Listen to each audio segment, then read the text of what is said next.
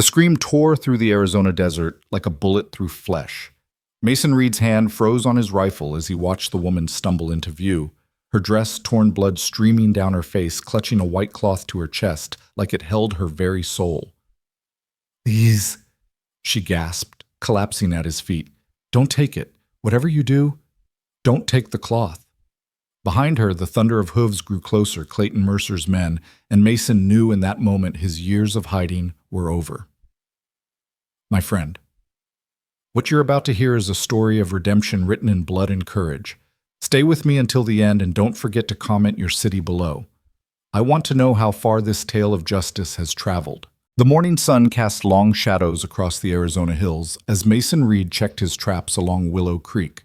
3 years he'd lived in this cabin, 3 years since he'd spoken more than a dozen words to another living soul. The isolation suited him fine, better than fine it was necessary. Some men weren't meant to walk among the civilized anymore, and Mason had accepted that truth the day he'd buried his uniform along with the memories of what happened at the first Willow Creek, the one back in Missouri. His hands moved with practiced efficiency, resetting the snares, checking for tracks. A rabbit here, maybe a deer if he was lucky. Simple work for simple needs. No complications. No decisions that ended with mothers clutching dead children, no orders that turned good men into monsters.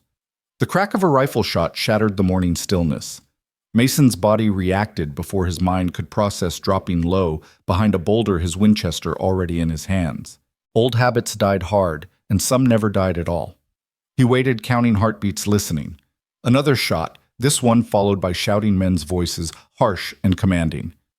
Then came the scream. It was a woman's voice, high and desperate, cutting through the desert air like a blade. Mason's jaw clenched. Not his problem. Whatever was happening down in the valley, it wasn't his concern. He'd learned the hard way what happened when you tried to play hero. Heroes got people killed. Heroes created orphans and widows. Heroes. The scream came again, closer this time, and with it the sound of horses. Multiple riders moving fast through the canyon below. "Damn it all to hell," Mason muttered, already moving. He kept low, using the rocks and scrub brush for cover as he worked his way toward the commotion. 20 years of military training guided his movements, heel to toe weight, distributed rifle held loose but ready. The sounds grew clearer, 3, maybe 4 riders, their horses laboring up the steep trail that wound toward his cabin. Through a gap in the rocks he saw her. She couldn't have been more than 25, her blue dress torn and muddy blonde hair streaming wild behind her as she ran. Blood ran from a gash on her forehead, and her left arm hung at an awkward angle, but she kept moving, scrambling over rocks with desperate determination. In her right hand, pressed tight against her chest, she clutched something white, a cloth or bundle of some kind. Behind her, 4 riders pushed their mounts hard up the trail. Mason recognized the type, immediately hired guns, the kind of men who did ugly work for wealthy employers, and asked no questions as long as the pay was good. Their leader, a mountain of a man with a black beard and cruel eyes, had his rope out, spinning it lazily, like he was in no particular hurry. "Come on back, little rabbit," the bearded man called out, his voice carrying a disturbing cheerfulness. "Mr. Mercer just wants to talk. You're making this harder than it needs to be." The woman stumbled, went down hard on her knees, but pushed herself back up immediately. She was heading straight toward Mason's position, though she couldn't know he was there. In another 30 seconds, she'd run right into him. Mason could slip away. These men hadn't seen him, didn't know he existed. He could fade back into the hills, let them pass, and maintain his carefully constructed isolation. It was the smart play, the safe play. The woman was already lost, wounded, exhausted, outnumbered. Getting involved would only add his name to the casualty list. The woman stumbled again, and this time when she rose, Mason saw her face clearly. Tears had carved clean tracks through the dirt and blood, but her eyes burned with a fierce determination he recognized. It was the look of someone who'd rather die than surrender, someone protecting something worth more than their own life. "Please, she gasped, though she couldn't know anyone was listening. "Please, God, anyone, but help me." The lead rider spurred his horse forward, closing the distance. "Blackwood's going to have fun with you when we get back." He laughed. "Should have just given us the ledger page, girl. Now you're going to learn what happens when you steal from Clayton Mercer." Ledger page. Mason's mind filed the information away automatically. The woman had taken something evidence of some kind. That explained the desperation on both sides. She was running with something that could hurt Mercer, and these men had been sent to retrieve it at any cost. The woman crested the rise and her eyes met Mason's. For a heartbeat, neither moved. She stood there swaying on her feet, blood dripping steadily from her wounds, that white cloth still pressed against her chest. Her lips formed a single word, please. Mason made his choice. Get behind me, he said quietly, stepping out from cover, rifle raised. The riders pulled up short horses, dancing nervously as 4 guns swung toward him. The bearded leader, Blackwood, apparently studied Mason with the calculating gaze of a predator evaluating a rival. Well, well, Blackwood said. What do we have here? Some old hermit playing hero. He shifted in his saddle, hand drifting toward his pistol. This ain't your concern, old man. We're here on Mr. Mercer's business, and you'd be wise to step aside.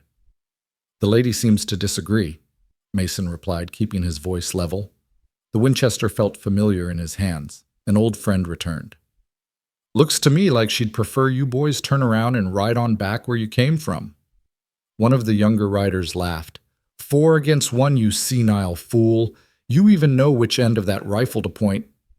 Mason didn't respond, didn't need to. He'd learned long ago that men who talk too much in situations like this were trying to convince themselves more than anyone else. His stance, his grip, the way he'd positioned himself with the sun at his back, professionals would recognize the signs. Blackwood did. You're military?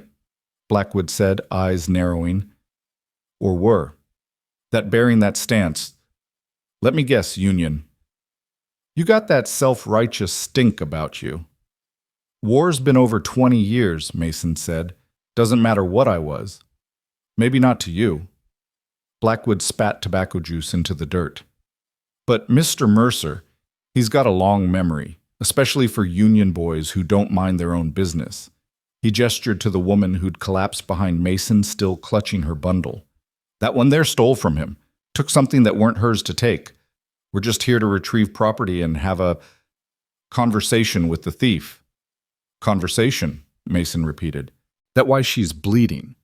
That your idea of talking, sometimes conversations get animated. Blackwood's hand inched closer to his gun. Last chance, old man. Walk away. This ain't your fight. The woman stirred behind him, her voice weak but urgent. They killed them, she whispered. At the mine. Women, children. They killed them all when they tried to escape. I have proof. Don't let them. Shut your mouth, whore! Blackwood snarled, and his hand went for his gun. Mason had been waiting for it. The Winchester spoke once, and Blackwood's pistol went spinning into the rocks along with 2 of his fingers. The big man screamed, clutching his mangled hand, and his horse reared in panic. Nobody else needs to bleed today, Mason said, working the lever to chamber another round, smooth as breathing. Take your boss and ride out. Tell Mercer his business ends here. The 3 younger gunmen had frozen hands on their weapons, but not drawing. They looked between their wounded leader and Mason, calculating odds. One of them, barely out of his teens, was sweating despite the morning chill. You just signed your death warrant. Blackwood gasped through gritted teeth, blood seeping between the fingers of his good hand as he tried to stem the flow from his wounded one. Clayton Mercer owns this territory. Every lawman, every judge, I said ride out. Mason's voice carried the quiet authority of a man who'd given orders in battle, who'd sent men to die and lived with the consequences. Boy, he addressed the youngest rider, tie off his hand before he bleeds out, use his belt for a tourniquet, then get him to a doctor. The young man looked to the others for guidance, found none, and dismounted to help Blackwood. As he worked, Blackwood's eyes never left Mason's face. This ain't over, he promised. You don't know who you're crossing. Mercer's got an army. He'll burn you out, hurt everyone you ever... I don't have anyone. Mason cut him off. That's what makes me dangerous. Now, get out of here before I decide leaving witnesses is a mistake. It took them 5 minutes to get Blackwood back on his horse, his hand wrapped in a torn shirt, face gray with pain and rage. The youngest rider had to lead his horse while another kept him steady in the saddle. As they turned to leave, Blackwood managed one last threat. The girl dies slow, he said. And you'll watch. That's a promise from Clayton Mercer himself. Mason said nothing, just kept the rifle trained on them until they disappeared down the trail. Only when the sound of hoofbeats faded completely did he lower the weapon and turn to the woman. She'd passed out curled on her side, but her fingers still clutched that white cloth like her life depended on it. Up close, Mason could see the brand on her shoulder through the torn dress, C.M. Clayton Mercer's mark. The same brand he'd seen on cattle, now burned into human flesh. His stomach turned. "Let's get you inside," he said, though she couldn't hear him. He lifted her carefully, noting how little she weighed, how young she looked beneath the dirt and blood. The white cloth came loose as he adjusted his grip, and he glimpsed what she'd been protecting, a folded page covered in cramped handwriting columns of numbers' names. A ledger page, just as Blackwood had said. The woman stirred, her eyes flying open in panic. "No," she gasped, trying to grab the cloth. "Please, don't take it. Promise me, whatever happens, don't let them have it." "Easy," Mason said, pressing the bundle back into her hands. "It's safe. You're safe. Let's get you patched up." "You don't understand," she whispered, tears streaming down her face. "The children, they're killing the children at the mine. This shows." She faded again, exhaustion finally claiming her. Mason carried her into his cabin, his mind already working through the implications. Clayton Mercer. He knew that name. Everyone in the territory knew it. Mining baron cattle king man who owned judges and sheriffs like playing cards. If this woman had evidence of crimes, real evidence, then he'd just put himself between one of the most powerful men in Arizona and something that could destroy him. "Should have minded your own business, Reed, Ann," he muttered to himself, laying the woman on his bed. But even as he said it, he knew he'd had no choice. Not really. Some things a man couldn't walk away from and still call himself a man. He fetched water and clean cloth, began cleaning her wounds with practiced efficiency. The gash on her head would need stitches. Her arm was dislocated but not broken, and she had bruises in the shape of hands around her throat. Someone had tried to strangle her. The brand on her shoulder was infected, probably a week old from the look of it. As he worked, she mumbled in her delirium, names, places, fragments of horror. "Eagle Crest Mine," she whispered. "Locked them in. When the cave-in started. Children screaming. Had to get proof. Had to—" Mason's hand stilled. Children locked in during a cave-in. His mind flew back 20 years to another place. Another time when he'd followed orders that resulted in children screaming. Willow Creek, Missouri. The raid that had ended his military career, not officially, but in every way that mattered. He'd been following orders then, too, told the intel was good that the farmhouse held Confederate supplies. Instead, they'd found families, women and children hidden in the root cellar while their men fought elsewhere. The fire had spread so fast. He shook his head, forcing himself back to the present.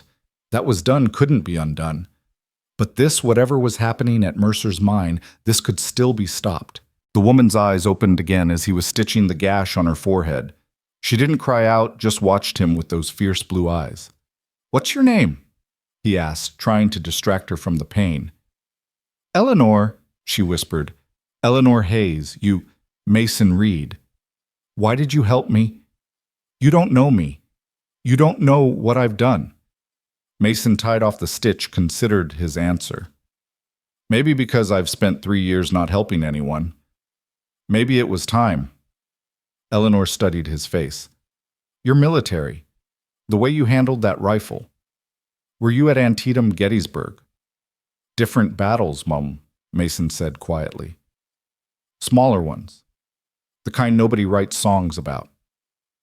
"My mother was at Willow Creek, Eleanor said suddenly, and Mason's blood went cold. "In Missouri. She was trying to get my sister and me to safety when the Union soldiers came. She hid us in the creek bed, told us not to come out no matter what we heard." Tears ran down her face. "I was 5. My sister was 3. We stayed hidden while they burned everything, while people screamed." Mason's hands trembled as he packed away his medical supplies.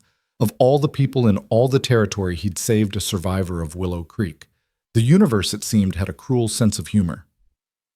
"I'm sorry," he said, the words pathetically inadequate.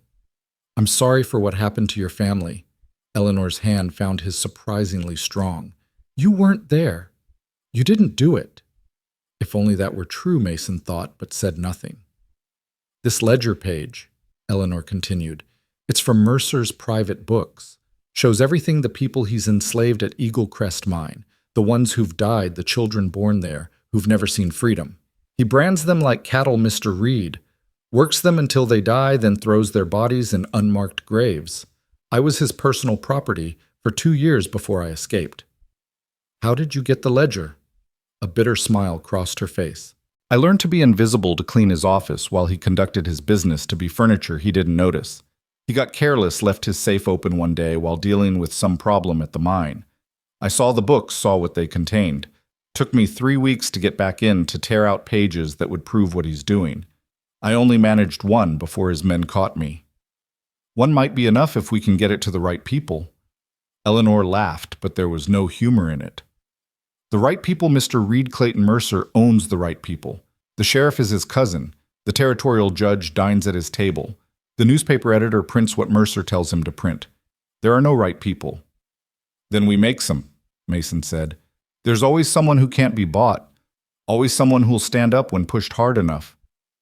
You don't know him, Eleanor whispered. Clayton Mercer was a Confederate Colonel, Mr. Reed. He never accepted that the war ended. Never accepted that he lost.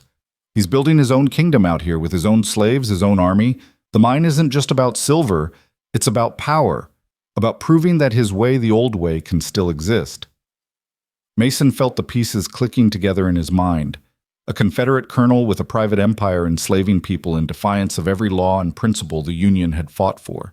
And now Mason, a Union soldier with ghosts of his own standing in his way. How many people at the mine? He asked. Last count 187, men, women, children, some taken for debts real or invented. Some just disappeared from the roads, especially Indians and Mexicans people. Mercer figures won't be missed. Others are war refugees, people with no family to ask questions. And the law does nothing. The law is what Mercer says it is. Eleanor struggled to sit up, wincing at the pain. But there's more, Mr. Reed. I heard him talking with Blackwood. They're planning to move everyone to seal the played-out sections of the mine with the workers inside. Make them all disappear, start fresh somewhere else. It's supposed to happen in 3 days. 3 days? Mason repeated. 187 lives, 3 days to save them. It was impossible. It was insane. It was a chance for redemption he'd never thought he'd have. I need to get to Prescott, Eleanor said. There's a federal marshal there, Samuel Carter. He's new, just arrived from Washington. Mercer doesn't own him yet. If I can get this ledger page to him. You're not going anywhere for at least a week, Mason said firmly. That arm needs to heal, and you've lost too much blood. Besides, Mercer's men will be watching the roads. Then those people die. Eleanor's voice rose in desperation. You don't understand, I promised them. I told them I'd get help, that I'd... She broke off coughing, and Mason saw blood on her lips. Easy, he said, easing her back down. We'll find another way. There is no other way. And why do you care anyway? This isn't your fight. Mason was quiet for a long moment, staring out the window at the harsh beauty of the desert. Maybe it's been my fight for 20 years, he said finally. I just didn't know it until now. He made her rest, then gave her some laudanum for the pain despite her protests. As she drifted off, she pressed the white cloth with its precious cargo into his hands. If something happens to me, she whispered, promise you'll get this to someone who can use it. Promise me those people won't die for nothing. I promise, Mason said, and meant it. As Eleanor slept, he examined the ledger page by lamplight.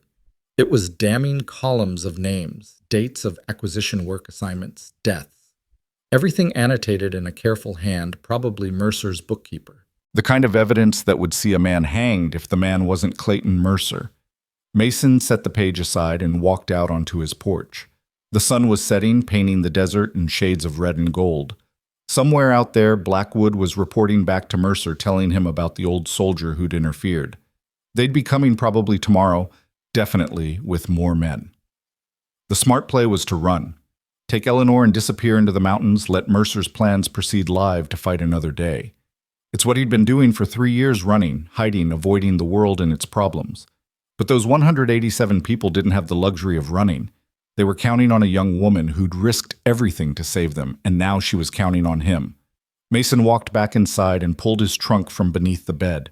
Inside, wrapped in oilcloth, lay the things he'd sworn never to touch again.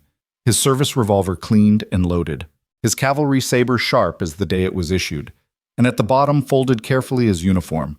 Not the whole thing, he'd burned most of it, but the coat with its captain's insignia, kept for reasons he couldn't articulate. He didn't put them on, not yet, but having them close made him feel more like himself, or rather like the man he'd been before Willow Creek broke something inside him. Eleanor stirred in her sleep, mumbling something about her mother. Mason sat in the chair beside the bed, keeping watch. He'd failed to save the innocents at Willow Creek 20 years ago. Perhaps that's what all the running had been about, running from the chance to fail again. But you couldn't run forever. Eventually, the past circled back around, offering you a chance to face it properly. A coyote howled in the distance, answered by another, then another. The desert coming alive with night hunters. Tomorrow, Mercer's hunters would come, and Mason would be ready for them. But tonight he kept vigil over a brave young woman who'd refused to let evil go unchallenged, who'd risked everything for strangers who had no one else. "Your mother would be proud," he whispered to the sleeping Eleanor, and wondered if somewhere, somehow, the ghosts of Willow Creek were watching. The night deepened, and Mason began to plan. 187 people, 3 days, and an army of hired killers standing in the way. He'd faced worse odds in the war, though, never with stakes quite like these. This wasn't about territory or politics or abstract principles. This was about people in chains, children who'd never known freedom, families torn apart by one man's greed and cruelty. He thought about the brand on Eleanor's shoulder, the casual evil of marking a human being like livestock. Thought about Mercer, a Confederate colonel, who'd never accepted defeat, building his own twisted version of the Old South in the Arizona desert. The war hadn't ended for men like Mercer. They just found new battlefields, new ways to fight it. Well, Mason thought grimly, checking the loads in his rifle, maybe it was time someone reminded Mercer that he'd lost that war. And if it cost Mason his life to do it, at least it would be a death with meaning, not the slow fade into nothing he'd been living for 3 years. Eleanor woke near midnight, fever-bright and disoriented. Mason gave her water, checked her wounds, tried to keep her calm as she relived fragments of her escape from Mercer's compound.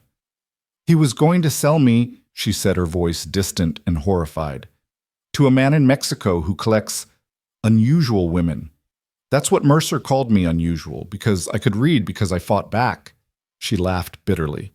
"He said I needed to learn my place, that the brand would remind me I was property. But brands can be overcome, Mr. Reed. It's the chains in people's minds that are hardest to break."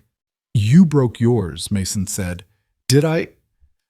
I still wake up thinking I'm there, that this is the dream, and that's the reality. I still feel the brand burning sometimes, like it's fresh." She touched her shoulder unconsciously. "Do you have scars, Mr. Reed?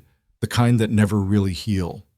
Mason thought of Willow Creek, of the children's voices he still heard sometimes in his dreams. "Yes," he said simply. "Then you understand why I had to try. Even if I died, even if I failed, I had to try. Living with the knowledge and doing nothing. That would have been worse than death." "You didn't fail," Mason assured her. "We're going to get those people out." Eleanor studied his face in the lamplight. "You've already decided, haven't you? You're going to fight them." "It's what I should have done 3 years ago," Mason said. "Should have fought the right battles instead of hiding from the wrong ones." "What happened 3 years ago?" Mason was quiet for a long time. Part of him wanted to tell her, to confess to the survivor of Willow Creek exactly who she was trusting with her life. But the words wouldn't come. Not yet. "I lost my way," he said finally. "Made choices that haunted me. Been trying to find my way back ever since." Eleanor reached out and took his hand. Her fingers were small but strong, calloused from hard work. "Maybe we can find it together," she said. They sat like that for a while, two damaged souls in a cabin in the middle of nowhere, holding onto each other like anchors in a storm. Outside, the desert wind picked up, rattling the windows, bringing the smell of sage and distant rain. "Tell me about the mine," Mason said eventually. "Everything you know. Lay out guards' routines." Eleanor closed her eyes, organizing her thoughts. It's built into a canyon, only one way in by road. The main shaft goes straight back into the mountain with side tunnels branching off. The older sections, the ones they plan to seal, are deeper in. That's where they keep the workers at night behind iron gates. During the day, they work the active veins under guard. How many guards, quote? Usually 20 on site, more at the compound where Mercer lives. Blackwood commands them. Or did. She smiled grimly. You probably made an enemy there. How are the workers organized? Families are kept together mostly. Mercer learned early that separating families made people desperate, unpredictable. Keep them together, and you can control them through fear for their loved ones. There are about 40 children, Mr. Reed. The youngest is 2 years old, born in the mine. She's never seen anything but those tunnels. Mason's jaw clenched. Guards watch the children. Always. They're the leverage. Any worker causes trouble, threatens to hurt their child. It's effective. And in 3 days, they all disappear. Eleanor nodded. Mercer's been gradually moving his operation to a new site, 50 miles south. Once that's ready, he'll seal the old mine with everyone inside, claim there was an accident, a cave-in. Who's going to dig through tons of rock to check? And even if they did, he owns the investigators. Mason stood and paced, his mind working through possibilities. The federal marshal you mentioned, Carter, you're sure he's clean? As sure as I can be. He arrested one of Mercer's men last month for murdering a Mexican farmer despite pressure to let it go. Mercer's been trying to buy him or run him off ever since. Then we need to get word to him. But you're right, the roads will be watched. Mason stopped pacing, an idea forming. Unless we don't use the roads. What do you mean? I have a friend, Mason said slowly. Thomas running Elk Apache. His people know every trail, every hidden path in these mountains. If anyone can get a message through unseen, it's him, the Apache. But Mercer's men hunt them for sport. They'd never— Thomas owes me a debt, Mason interrupted. More importantly, he hates Mercer as much as you do. Mercer's men killed his brother last winter, claimed he was stealing cattle. He wasn't. Hope flickered in Eleanor's eyes. You think he'd help? I think he'd relish the chance, but getting word to the marshal is only part of it. Even with federal authority, Carter would need men to take the mine, and most of the local law is in Mercer's pocket. Then what do we do? Mason smiled, and it wasn't a pleasant expression. We give people a reason to choose sides. That ledger page you stole, we make copies, spread them around, let everyone see what Mercer really is. Some folks might surprise you when push comes to shove. There's always someone who'll stand up. You have a lot of faith in people, Mr. Reed. No, Mason said quietly. But I have faith in conscience. Most people have one, even if they've buried it deep. Show them children in chains, and that conscience starts clawing its way back up. Eleanor was fading again, exhaustion overtaking her despite her efforts to stay alert. Mason helped her lie back down, adjusted the blankets. Rest, he said. Tomorrow's going to be a long day. They'll come for us, she murmured. Mercer won't let this stand. I'm counting on it, Mason said. As Eleanor drifted back to sleep, Mason returned to his vigil. He cleaned his weapons, counted ammunition, prepared for what was coming. But his mind kept drifting to those 187 souls in the mine, especially the children. A 2-year-old who'd never seen the sky, families held together by terror. It was an evil so profound it made his own sin seem almost petty by comparison. Almost. The ghosts of Willow Creek would never leave him, he knew that now, but perhaps they could be appeased. Perhaps saving these children could balance the cosmic scales just a little. It wouldn't bring back the dead, wouldn't undo what was done, but it would mean their deaths led to something other than just his torment. Near dawn, Mason heard what he'd been waiting for, the soft whistle of a desert wren. Except wrens didn't sing at this hour. He stepped onto the porch, hands visible but near his weapons. Thomas running Elk materialized from the shadows like smoke given form. He was tall for an Apache, lean and weathered with eyes that missed nothing. They'd met 2 years ago when Mason had found him wounded, shot by cattle rustlers who'd left him to die. Mason had patched him up, shared his food and shelter until Thomas could travel. They'd developed an odd friendship built on mutual respect and shared solitude. You have trouble coming, Thomas said without preamble. Mercer's men, many of them, They make camp 5 miles south, wait for dawn. How many? 15, maybe 20. They bring chains. Thomas's eyes flicked to the cabin. The woman she lives. Good. She is known to my people. She helped my cousin's child when the boy was sick, gave medicine when the white doctor wouldn't come. We remember such things. Mason made a decision. I need your help, Thomas. Not just for her, for many others. He explained quickly about the mine, the enslaved workers, Mercer's plan. Thomas's face darkened with each word. We know of this place, he said when Mason finished. Some of our people have disappeared near there. We thought them dead. They might be among the workers. Will your people help? Thomas was quiet for a moment. To fight Mercer is to fight the white man's law. It will bring soldiers, perhaps. The law is already against Mercer. He just owns the local enforcement. We get word to the federal marshal, show him proof, and this becomes legal. Your people would be heroes, not outlaws. Heroes? Thomas repeated, his tone skeptical. Apache heroes in white men's stories? That would be new. He paused. But for the children, for our people who might be in that mine, yes, we will help. Can you get a message to Prescott without being seen? My nephew rides like the wind itself. Give me your message. Mason went inside and carefully copied the key parts of the ledger, adding his own testimony about what he'd witnessed. He sealed it with wax and addressed it to Federal Marshal Samuel Carter. Tell your nephew to put this directly in Carter's hands, no one else's. And Thomas, in 2 days, can your people be ready to fight if needed? We are always ready to fight. The question is whether your people are ready to fight alongside Apache. My people are whoever stands against evil, Mason said. I don't care what color they are or what language they speak. Thomas took the message and vanished back into the desert as quickly as he'd come. Mason watched the horizon lighten, knowing that within hours Mercer's men would attack. He'd bought time by forcing them to wait for reinforcements, but now that time was up. He went back inside to find Eleanor awake, trying to sit up despite obvious pain. I heard voices, she said. Friend of mine. The message is on its way to the marshal. He helped her to a chair. Can you handle a gun? My father taught me to shoot before he died. Why? Because they're coming and I'd feel better if you were armed. Eleanor's face paled, but her jaw set firmly. Give me a weapon. Mason handed her his service revolver, showed her how to check the loads. If things go bad, you take the horse out back and ride for Thomas's people. They'll protect you. And leave you to fight alone? I don't think so, Mr. Reed. This is my fight now.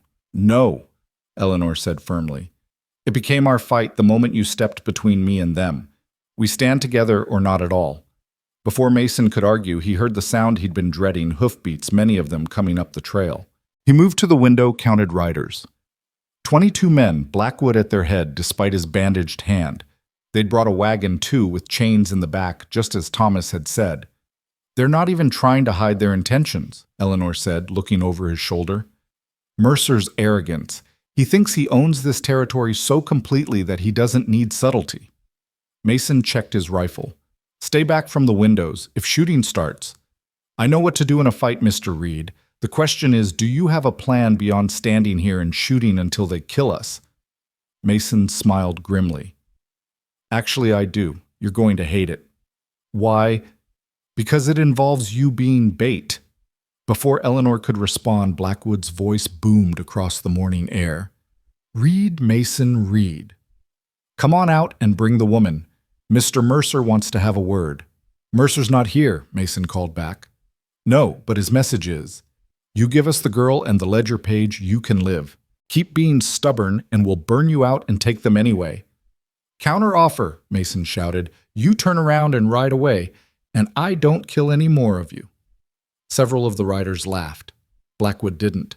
You got lucky yesterday, Reed. Today's different. Today, you're outnumbered 20-1. Your math's off, Mason said.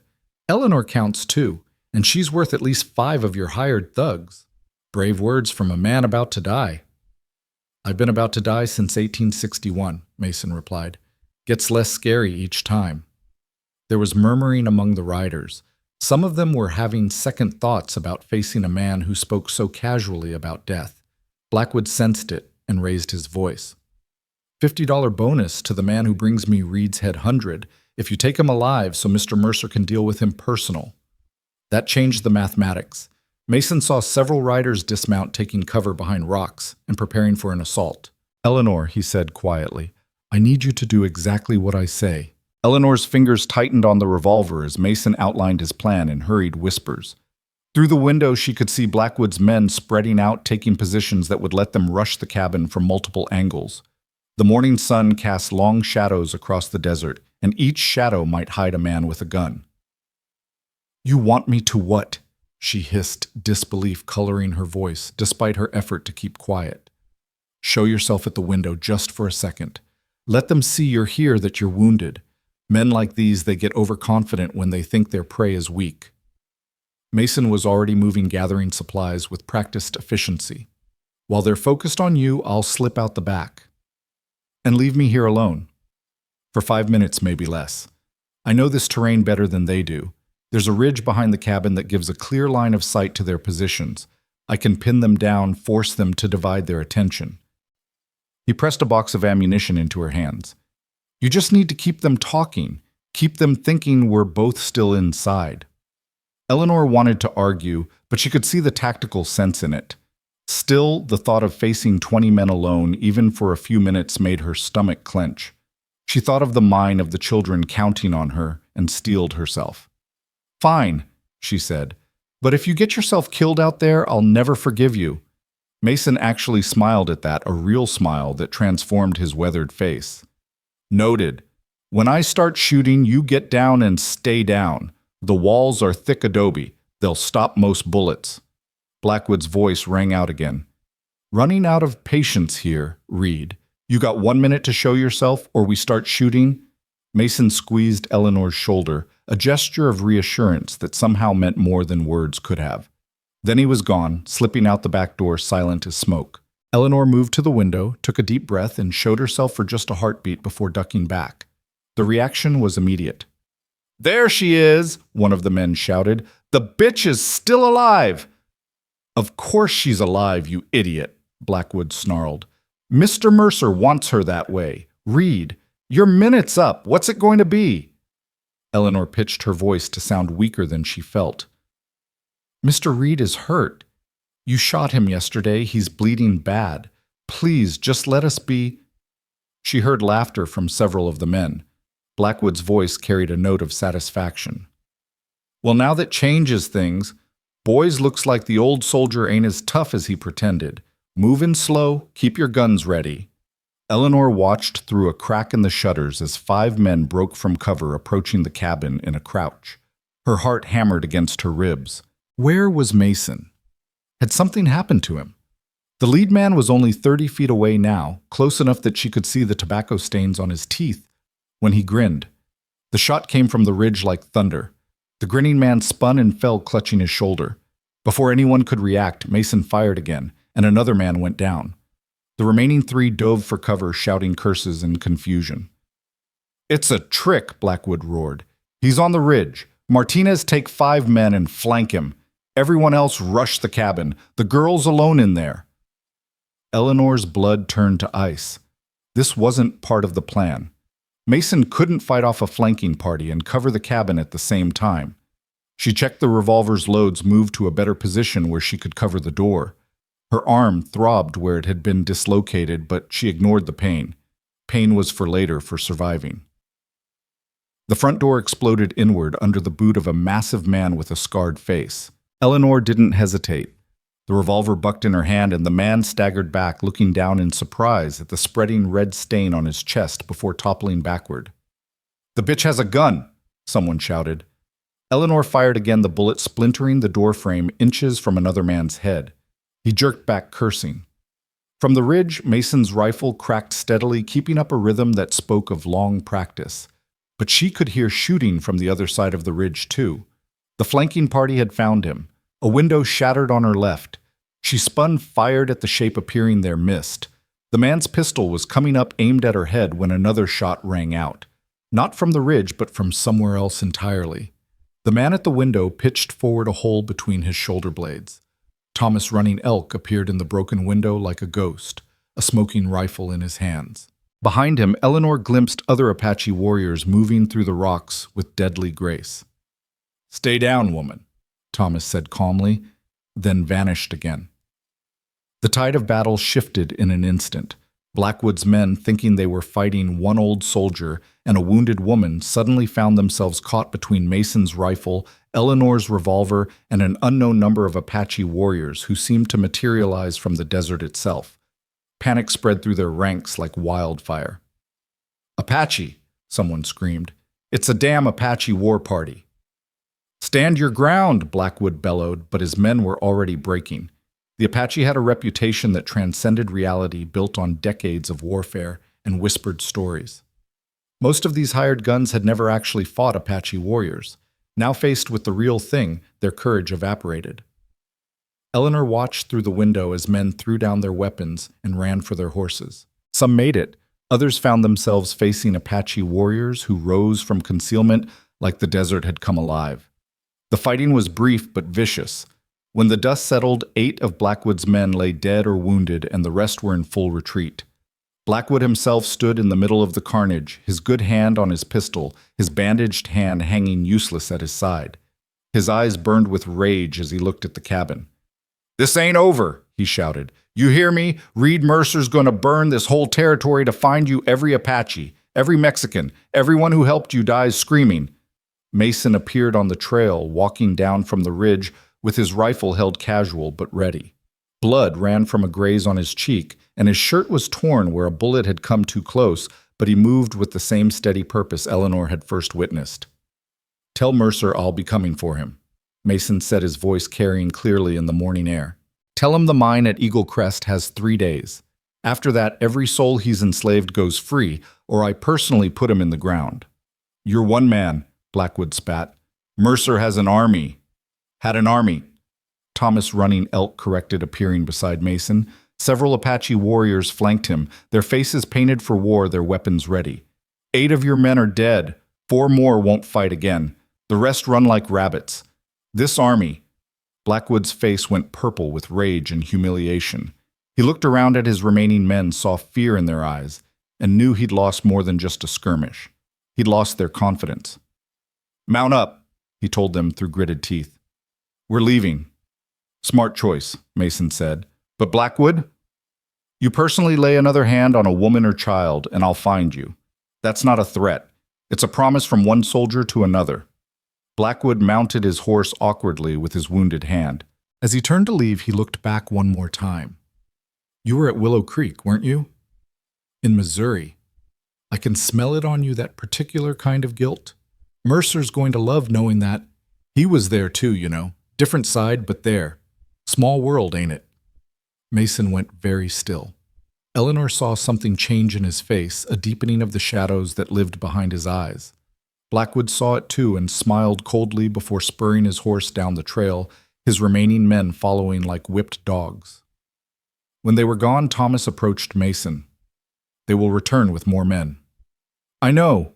Mason's voice was distant, his mind clearly elsewhere. "That's why we're not going to be here." Eleanor emerged from the cabin, the revolver still in her hand. Her legs shook, but she kept herself upright through sheer will. "Willow Creek," she said quietly. "You were there." Mason turned to look at her, and she saw the full weight of his guilt in that gaze. "I was. My mother died there." "I know." His voice was barely above a whisper. "I mean, I didn't know she was your mother, but I was there. I led the unit that burned the farm."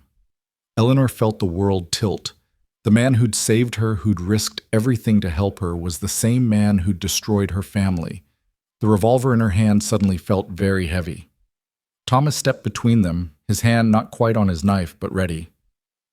"The past is the past," he said carefully. "Today we have the living to think about."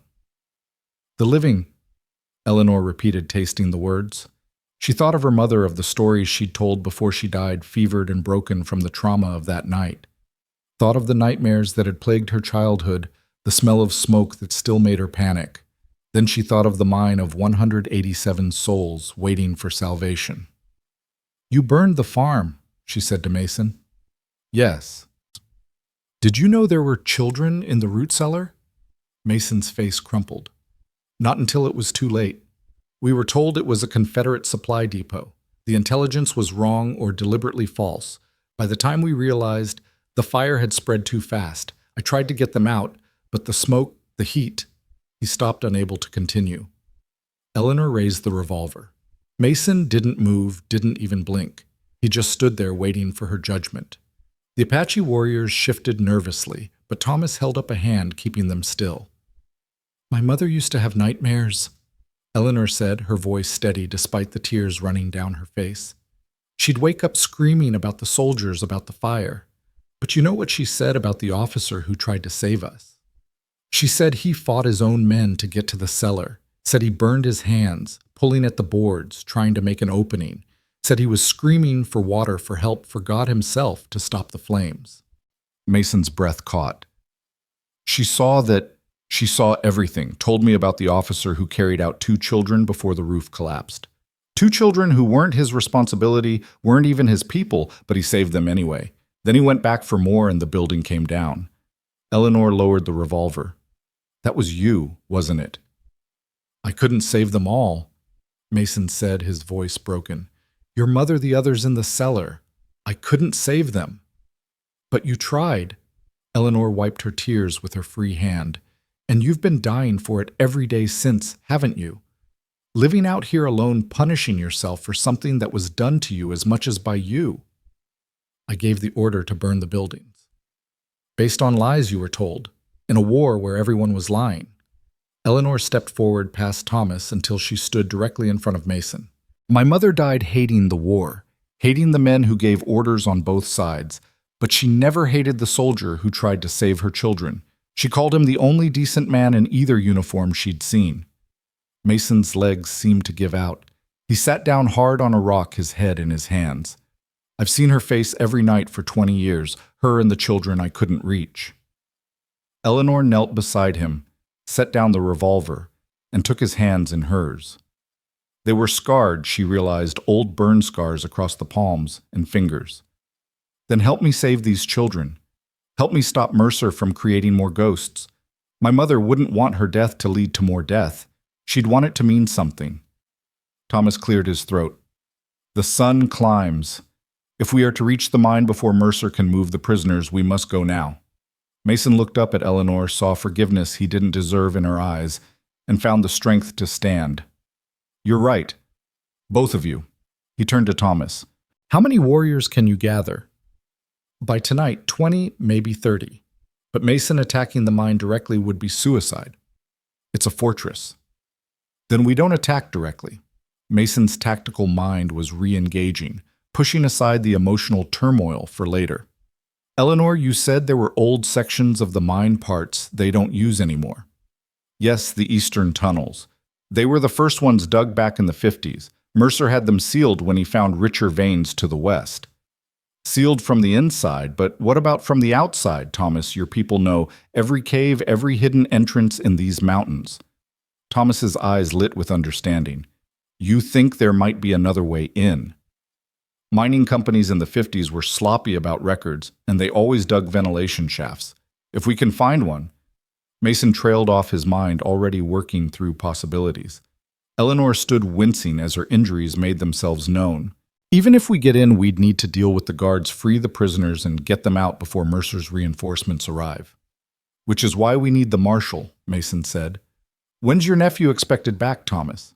"If he rides hard tonight, maybe dawn tomorrow. But the marshal will need time to gather men, and like you said, most local law is Mercer's." "Then we create a distraction. Something big enough that Mercer has to respond, has to send his men away from the mine." Mason looked at Eleanor. "That ledger page you stole, or there more where that came from?" "In Mercer's personal safe at his compound. But that place is a fortress too, guards everywhere." "Perfect." Mason smiled, and it was the smile of a soldier who'd found his purpose again. "Thomas, I need your best scouts to find us a back way into that mine. Eleanor, you're going to draw me a map of Mercer's compound, every detail you can remember. We're going to hit him where he lives." "That's insane," Eleanor said. "You're talking about attacking Clayton Mercer directly in his own home." "No, I'm talking about burning his house down while he's trying to save his fortune in papers. Man like Mercer, he doesn't just have ledgers about the mine. He's got records of every bribe, every murder, every crime he's committed or ordered, threatened with losing all that he'll send every available man to save it. Thomas nodded slowly. While his men rush to save his papers, we enter the mine and free the prisoners. But shit, there's still the problem of getting them all out safely, Eleanor pointed out. 187 people, including children and elderly. They can't all fight or run. Which is why we need transportation waiting, wagons, horses, anything that moves. Mason turned to Thomas. Your people have been raiding Mercer's supply lines for years. Time to call in those hidden caches. This is war you're talking about, Thomas said. Open war against the white man's law. No, Mason corrected. This is war against one man who's perverted the law. The federal marshal will make it legal, but we can't wait for him to act. Every hour we delay is another hour those people suffer, another hour closer to Mercer sealing them in that mine forever. Eleanor was studying Mason with something like wonder. You've changed. Yesterday you were a hermit hiding from the world. Now you're planning a military campaign. Yesterday I didn't have a reason to fight. Today I do. He met her eyes. Your mother, the other victims at Willow Creek, they're dead. I can't change that. But those people in the mine are alive. That's a fight worth having, worth dying for if necessary. Nobody's dying, Eleanor said firmly. We've all lost enough. This time we win and we survive. Thomas's warriors had been dealing with the wounded and dead from the skirmish. Now one of them approached and spoke quickly in Apache. Thomas's expression darkened. What is it? Mason asked. Scouts report movement on the southern road. Many riders, maybe 50, moving fast toward Mercer's compound. And Mason, they wear badges. It's a sheriff's posse from Tucson. Damn, Mason muttered. Mercer called in favors. 50 deputized men changes everything. We could wait, Eleanor suggested. Let them pass strike after they've gone. No. 50 extra men at the compound means 50 more guns at the mine when Mercer moves the prisoners. We stick to the plan, but we move faster. Mason made rapid decisions. Thomas, get your warriors moving. Find those ventilation shafts. Eleanor, we need to get you somewhere safe while you draw those maps. I'm coming with you, she said immediately. You can barely stand. That arm needs rest, and you've lost too much blood for a fight.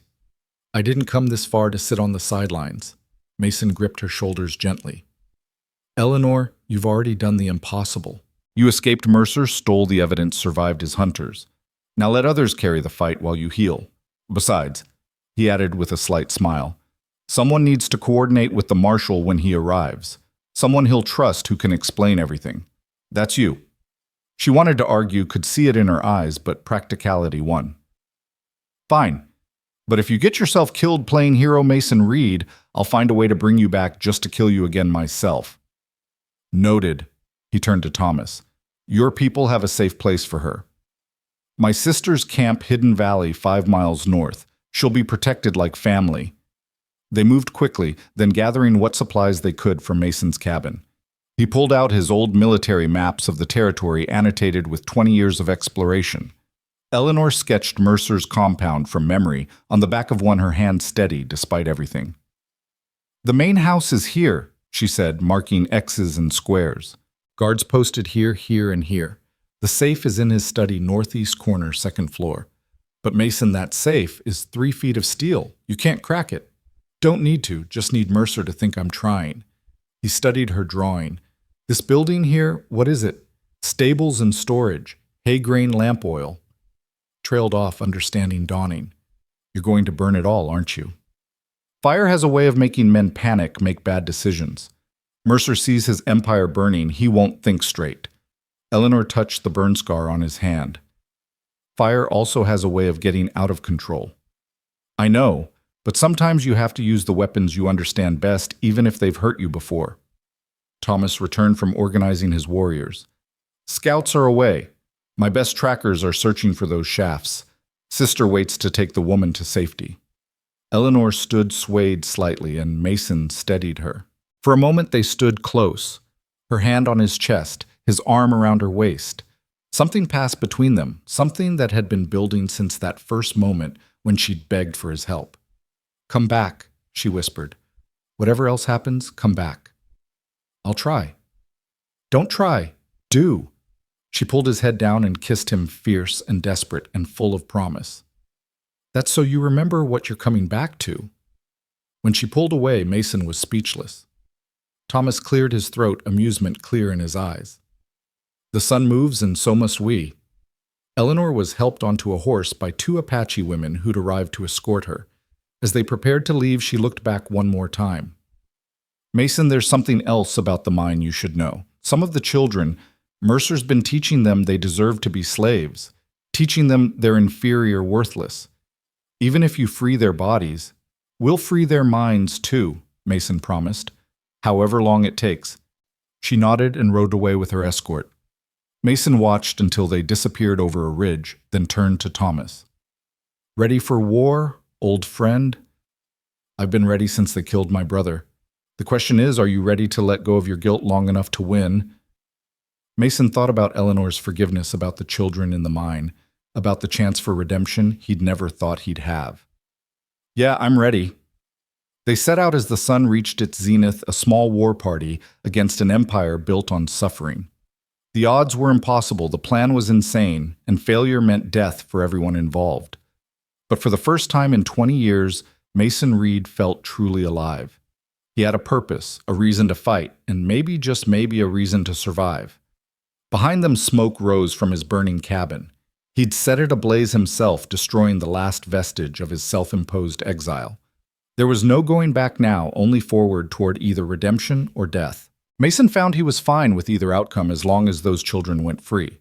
The desert stretched before them, harsh and unforgiving, but also full of hidden paths and secret places.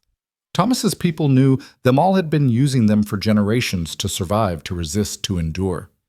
Now those paths would lead them to war against a man who thought himself untouchable, who built his empire on the bodies of the innocent. As they rode, Mason touched the pocket where he'd placed Eleanor's sketch of the compound. Her kiss still burned on his lips, a reminder that there might be something beyond the fight, beyond the guilt and the ghosts. Something worth living for, not just dying for. The war party moved like shadows across the desert Apache, and white man united in purpose. The sun tracked across the sky, marking time until darkness would cover their approach. Somewhere ahead, Clayton Mercer sat in his fortress, confident in his power, unaware that his carefully constructed world was about to burn. And in a mine carved from mountain stone, 187 souls waited in chains. Not knowing that salvation was coming, carried on desert wind and righteous fury, led by a broken soldier seeking redemption and a woman's courage that had started it all. The second phase of the battle was about to begin. The sun was bleeding crimson across the western mountains when Thomas's scout returned with news that changed everything. Mason watched the young Apache warrior dismount his horse, lathered with sweat from hard riding, and knew from his expression that their carefully laid plans were about to shatter. The mine, the scout gasped in broken English. They move prisoners now, not waiting 3 days, loading them into wagons. Mason felt his blood turn to ice. How many wagons? 6 covered ones, many guards. They take them south toward the new site. Thomas cursed in Apache, then translated the rest of the scout's report. Mercer's at the mine personally overseeing the transfer. 50 men with him, maybe more. The sheriff's posse from Tucson joined them an hour ago. He knows, Mason said quietly. Somehow Mercer knows we're coming. Or he's just being cautious, Thomas suggested. Either way, we've lost our advantage. We can't take 70 men in open combat, not with 30 warriors. Mason's mind raced through possibilities, discarding plans as quickly as he formed them. The wagons would be heavily guarded, the route would be watched, and any attempt at a direct assault would be a massacre. But doing nothing meant condemning those people to disappear forever into Mercer's new hellhole. The wagons, he said suddenly.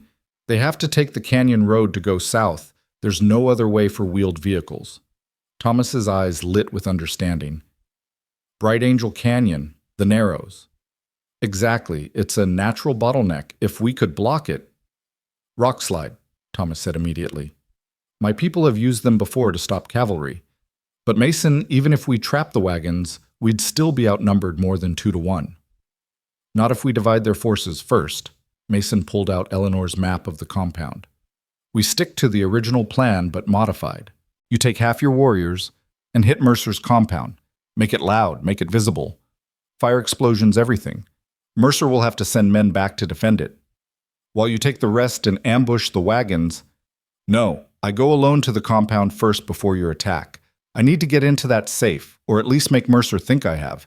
If he believes his records are compromised, he'll panic. Panic makes men stupid. Thomas studied his friend's face. This is suicide. You can't take the compound alone. I don't need to take it. I just need to get to the study and get out. 20 years of military infiltration training has to count for something. And if you're caught, then you proceed with the rock slide anyway. Save who you can. They rode hard through the deepening twilight, Thomas's warriors spreading out to avoid detection. As they neared the split in the trail where they would separate, Thomas pulled Mason aside. There's something else, the scout reported. Among the prisoners, he saw a white woman helping with the children. Auburn hair, green eyes.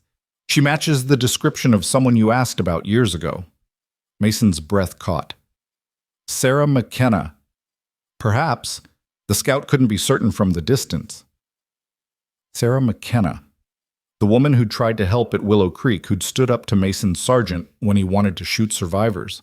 She'd disappeared after the war, and Mason had searched for her, wanting to thank her to apologize to something. If she was among Mercer's prisoners. All the more reason to succeed, Mason said grimly.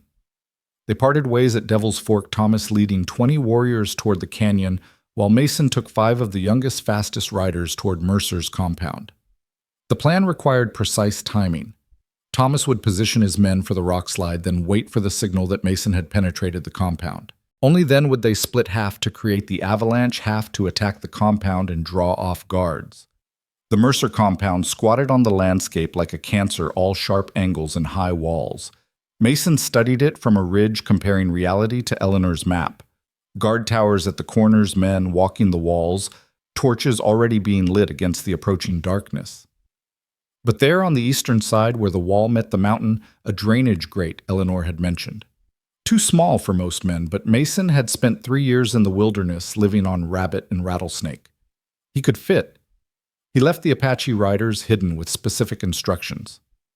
Wait for my signal of fire in the upper window. If you don't see it, within an hour ride to Thomas and tell him to proceed without the compound distraction. The youngest warrior, barely 16, grabbed Mason's arm. You are the one who saved Thomas from the rustlers. We owe you a debt. Let me come with you. Your debt is to help save those prisoners. That's how you repay it. Mason made his way down the ridge on foot, moving through shadows with skills honed in a dozen night raids during the war. The drainage grate was exactly where Eleanor had said, thick with rust, but possible to work loose. The sound of metal on stone seemed deafening to him, but the guards on the walls above showed no sign of hearing. The drain tunnel was a nightmare of confined space and stagnant water barely wide enough for his shoulders.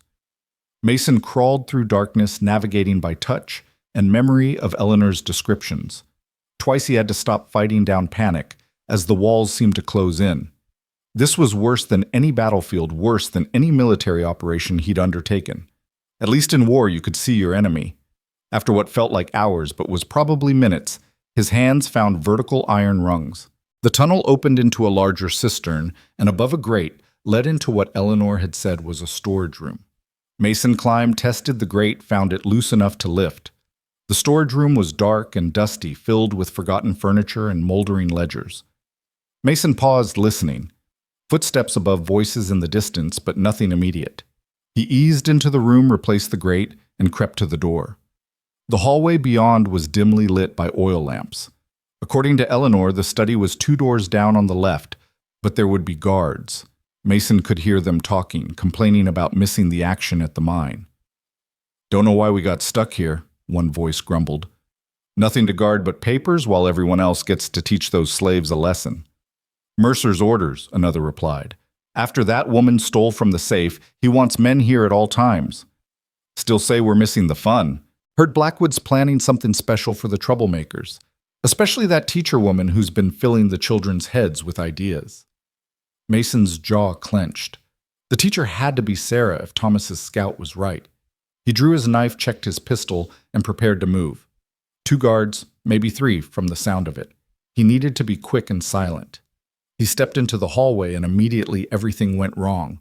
A third guard he hadn't heard was right outside the door, turning in surprise. Mason's knife took him in the throat before he could cry out, but the man's rifle clattered to the floor. The other guards spun hands, going to their weapons. Mason shot the first one, the sound thunderous in the enclosed space. The second managed to shout, "Intruder!" before Mason's second shot silenced him, but the damage was done. He could hear running feet, voices raised in alarm. No time for subtlety now. Mason kicked in the study door, found the safe Eleanor had described. It was massive, imposing, and definitely beyond his ability to crack. But that wasn't the point. He pulled out the small bottle of oil he'd brought, splashed it on the papers covering Mercer's desk, and lit them with a lamp. The fire caught quickly, too quickly. The entire desk erupted in flames, and Mason realized Eleanor had been right about the oil stored here. The room was a tinderbox. He grabbed random ledgers from the shelves, hoping they contained something useful, then turned to escape. Men were flooding the hallway, armed and angry. Mason shot the first two through the doorway, then dove behind the heavy desk as bullets tore through the air where he'd been standing. The fire was spreading, smoke filling the room. His eyes watered, his lungs burned, and he was trapped. Then he remembered Eleanor's map, the window. She'd marked it, specifically noted that it overlooked the stable roof. Mason grabbed a chair and hurled it through the glass, then followed it out into the night air. He hit the stable roof hard, pain shooting through his shoulder, and rolled to break his fall. Below, men were shouting, pointing. A rifle cracked and wood splintered next to Mason's head. He ran along the roof ridge, leaped to the next building, kept moving. The compound was chaos now, men running everywhere, some toward the fire, others searching for him. The Apache riders saw the flames and acted without waiting for a specific signal. War cries split the night as they attacked the main gate, drawing guards away from Mason's position.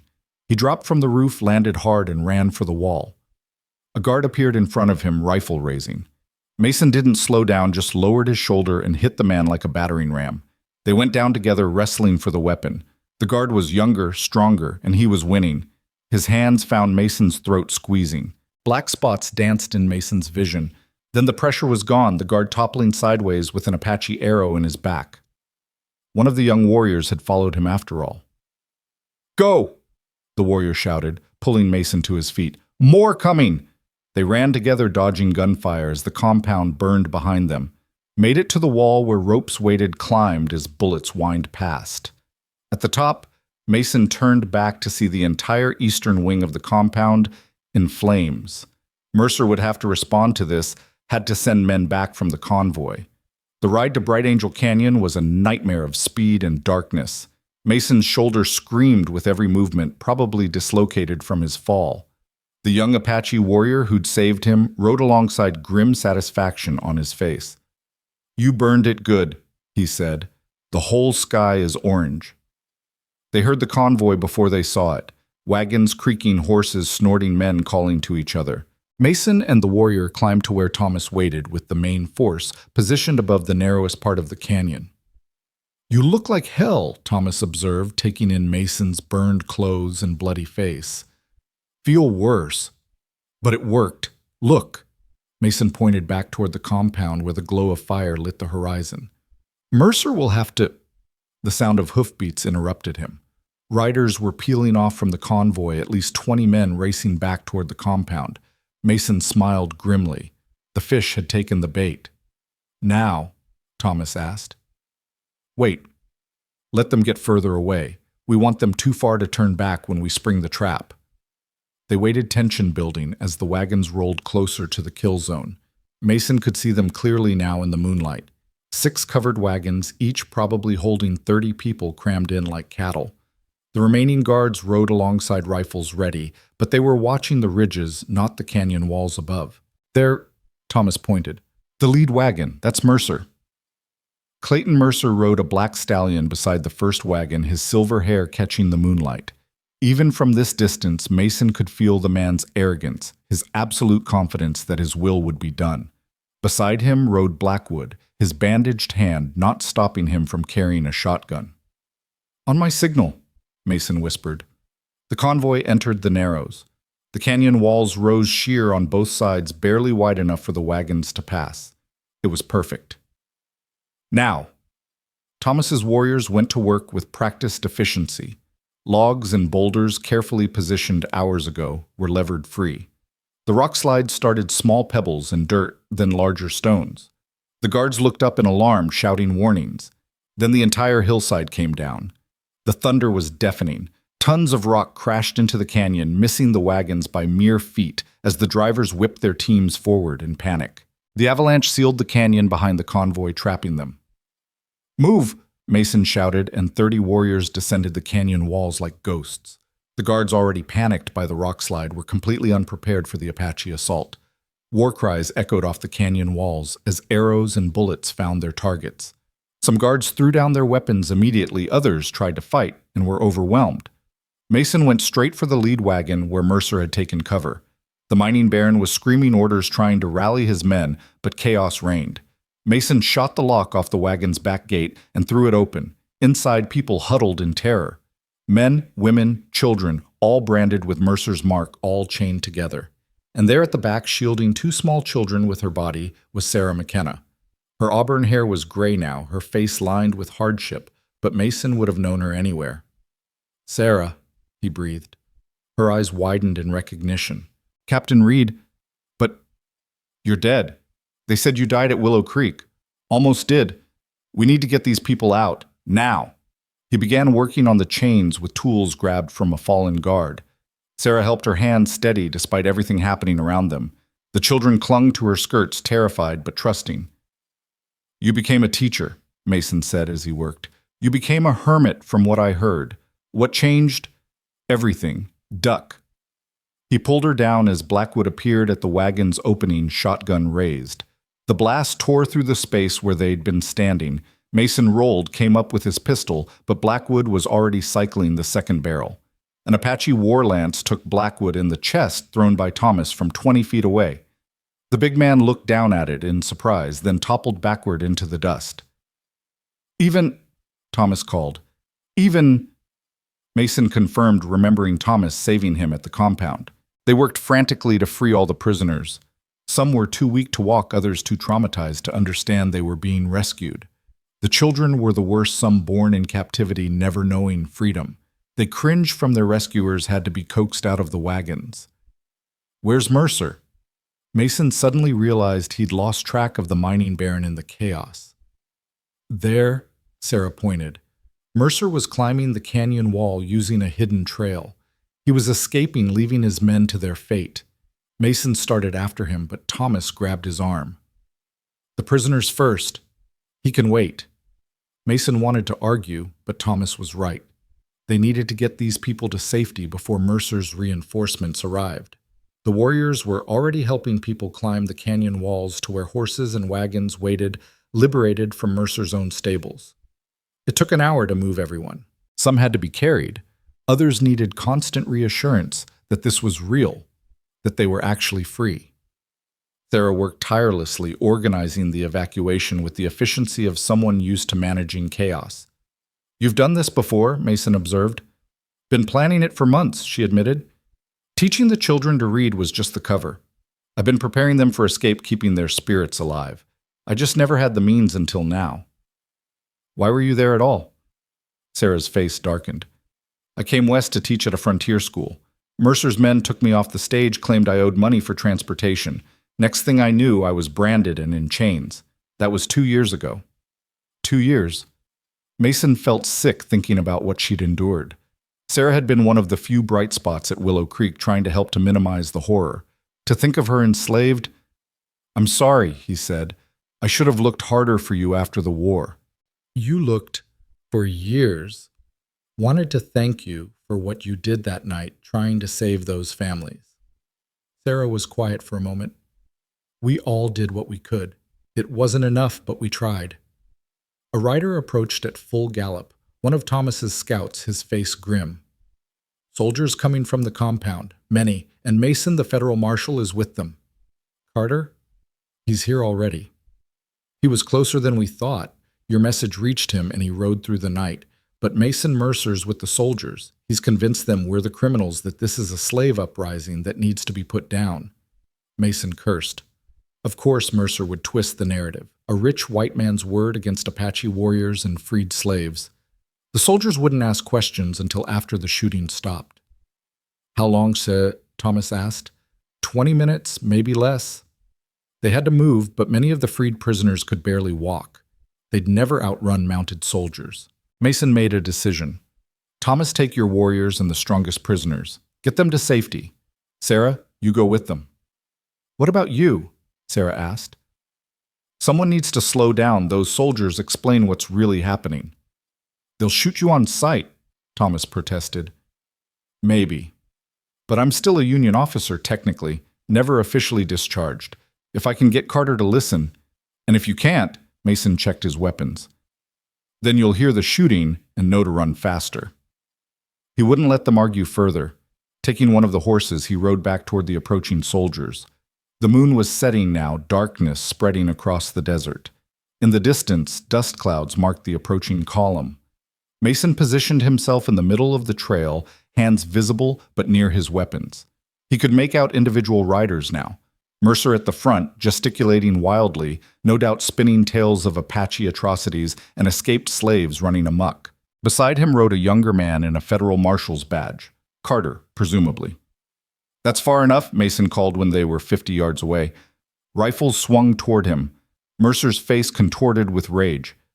That's him, the renegade who's been organizing the savages. Shoot him. Hold! Carter raised his hand. The marshal was young, maybe 30, with intelligent eyes that took in everything.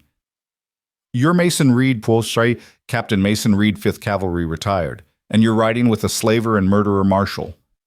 He's lying, Mercer shouted.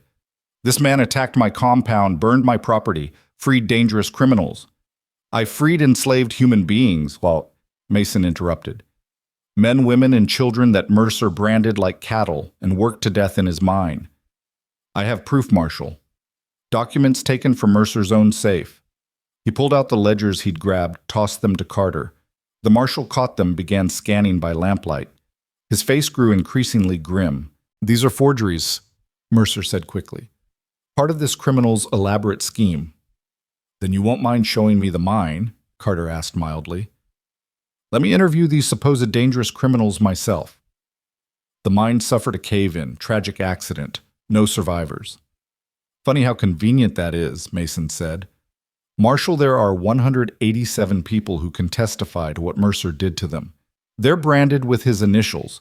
The children born in captivity have never seen anything but the inside of that mine.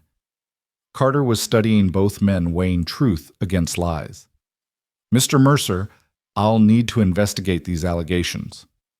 This is outrageous. I'm a respected businessman, a pillar of this community. You're going to take the word of a hermit and savages over mine. I'm going to follow the evidence, Carter said calmly. And right now that evidence suggests Mercer drew his pistol fast for a man his age. But Mason was faster. His shot took Mercer in the shoulder, spinning him from his saddle. The soldiers raised their rifles, but Carter commanded them to hold. Nobody move, the marshal ordered. He dismounted, walked to where Mercer writhed in the dust. Clayton Mercer, you're under arrest for attempted murder of a federal officer, and that's just the start. You can't, Mercer gasped. I own this territory. I own the judges, the politicians. You don't own me, Carter said simply. He looked up at Mason. Where are these freed prisoners? Safe, but they need medical attention, food, shelter. Many are in bad shape. We'll see to it. Carter turned to his men. Some of you are probably on Mercer's payroll. This is your one chance to come clean. Step forward now and I'll show leniency. Stay silent, and when I find out, and I will find out, you'll share his fate. 3 men dismounted, badges thrown in the dirt. Carter noted their names, then dismissed them. The rest of you, we have work to do. As the soldiers organized to help the freed prisoners, Mason found himself alone with Mercer. The former Confederate colonel looked older now, diminished, his empire crumbling around him. You were at Willow Creek, Mercer said, his voice weak from pain and defeat. I remember now. You're the one who tried to save them when the fire started. Yes. I was on the other side. Lost my brother in that raid. He was defending the supplies in the barn. Mercer laughed bitterly. There were no supplies, just hay and old farm equipment. We all died for nothing that night. Not nothing, Mason said.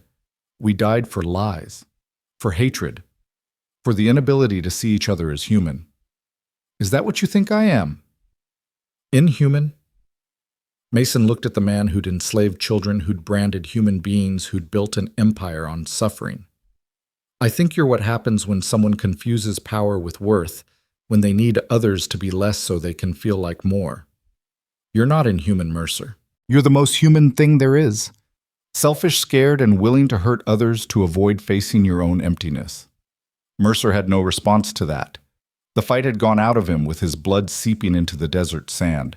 Marshal Carter returned, bringing Sarah and several of the freed prisoners to give statements, as they spoke, telling their stories of horror and survival. Mason noticed Eleanor approaching on horseback, escorted by Apache warriors. She was still pale, her arm in a sling, but her eyes blazed with triumph. "You did it," she said, sliding from her horse despite obvious pain. "You actually did it." "We did it," Mason corrected, catching her as she swayed. "None of this happens without your courage." "The children are free," she whispered, and there were tears on her face. "They're actually free." Marshal Carter approached them. "Miss Hayes, I understand you're the one who obtained the initial evidence." "Yes, Marshal." "You're a hero, ma'am. What you did, not many would have that courage." Eleanor shook her head. "The real heroes are the ones who survived years in that mine and never gave up hope. I just had the opportunity to act." As dawn broke over the canyon painting, the rocks in shades of gold and crimson, the freed prisoners were loaded onto wagons for the journey to Prescott. There would be a reckoning there, trials and testimony, the slow work of justice. Some of Mercer's men would hang. Others would go to prison, and Mercer himself would face federal charges that would see him die behind bars. But that was for tomorrow. Today, Mason stood with Eleanor and Sarah, watching children see their first sunrise as free human beings. One little girl, the 2-year-old, who'd been born in the mine, reached up to touch the sky with wonder in her eyes. "What will happen to them?" Eleanor asked. "Where will they go?" "Some have families to return to," Sarah said. "Others will have to build new lives. I'm thinking of starting a school, a real one, for the children who have nowhere else." "I'll help," Eleanor said immediately. "I have some money saved and—" "We'll all help," Mason interrupted. He looked at Thomas, who stood with his warriors proud and unbowed despite everything they'd risked. "This territory needs to change. What Mercer built on fear and hatred, we can rebuild on something better." Thomas smiled. "Apache and white and Mexican all together. That would be something new." "Something worth building," Mason agreed. As the convoy of freed souls began its journey toward new lives, Mason felt something shift inside him. The weight he'd carried for 20 years hadn't disappeared, might never fully leave, but it had transformed. The ghosts of Willow Creek were still there, would always be there, but now they felt less like tormentors and more like reminders. Reminders of the cost of hatred, the price of following orders without conscience, the importance of standing up when it mattered. Eleanor slipped her hand into his. "So what now, Captain Reed?" "Back to your hermit's life." Mason looked at her, this remarkable woman who'd forgiven the unforgivable, who'd risked everything for strangers, who'd shown him that redemption wasn't about erasing the past, but about choosing a better future. "No," he said. "I think my hermit days are over." "Good," she said, and kissed him there in front of everyone, not caring who saw or what they thought. Sarah laughed, the first genuine joy Mason had heard from her. "About time you found someone, Captain. You were always too serious, even during the war." "Still serious," Mason said, but he was smiling. "Just have better reasons now." As they mounted up to follow the convoy, Mercer called out from where he lay wounded, waiting for transport. "Reed, this isn't over. I have friends' influence. You've won a battle, not the war." Mason looked back at the broken man who'd once ruled this territory through fear. "You're right, Mercer. The war's not over. It never really ends. But the difference is now we're fighting for something better than just victory. We're fighting for the chance to heal, to build, to prove that your way doesn't have to be the only way." He turned away, leaving Mercer to his fate, and rode toward a future that for the first time in 20 years held more promise than pain. The journey to Prescott should have taken 2 days, but with wounded to tend and children who'd never walked such distances, it stretched to 4. Mason rode rear guard, watching for any of Mercer's men who might attempt a rescue or revenge, but the desert remained quiet except for the creaking of wagon wheels and the soft voices of people learning to speak freely again. On the second night, camped by a stream where cottonwoods provided shade, Eleanor found him standing watch on a ridge. Her arm was healing, though she still favored it, and the desert sun had brought color back to her cheeks. "Can't sleep?" she asked, settling beside him on a flat rock still warm from the day's heat. "Old habits," Mason replied. "Besides, someone needs to watch. Thomas has scouts out. You can rest." But Mason's eyes remained fixed on the horizon where the last light was fading. "I keep thinking about what Mercer said. He has friends' influence. Men like him don't just disappear because they're arrested. They have lawyers' connections, ways to twist the law." Eleanor was quiet for a moment, then reached into her dress pocket and pulled out a folded paper. "I didn't tell you everything about what I took from his safe." Mason turned to look at her. In the dim light, he could see her smile, sharp and satisfied. "This is a list of every judge, politician, and lawman Mercer's been paying off. Amounts, dates, what they did for him. Names you'd recognize: Mason, territorial governor's aide, 2 federal judges, even an army colonel at Fort Huachuca. My God, this could bring down half the territorial government, which is why I didn't give it to Marshal Carter yet. I wanted to talk to you first." She paused, choosing her words carefully. "Some of these people might have been coerced. Others might have taken money but never acted on it.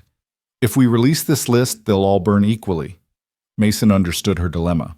Justice demanded exposure, but wisdom suggested some might deserve a second chance the way he'd been given one. "What do you think your mother would do?" he asked. Eleanor's hand found his in the darkness. "She'd say that mercy without justice is just weakness, but justice without mercy is just revenge. We need both."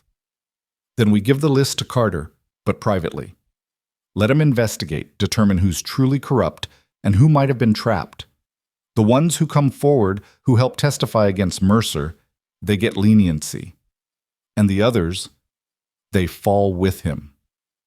Below them, the camp was settling for the night. Sarah had organized a school session, even on the trail, teaching letters to children who'd been forbidden to learn. Mason could hear their voices reciting the alphabet, a sound that would have been punishable by death in Mercer's mind. "She's remarkable," Eleanor said, following his gaze. "Sarah, the way she kept those people's spirits alive gave them hope when there was none. She was like that during the war, too, always finding the humanity in inhuman situations." Mason paused, old guilt surfacing.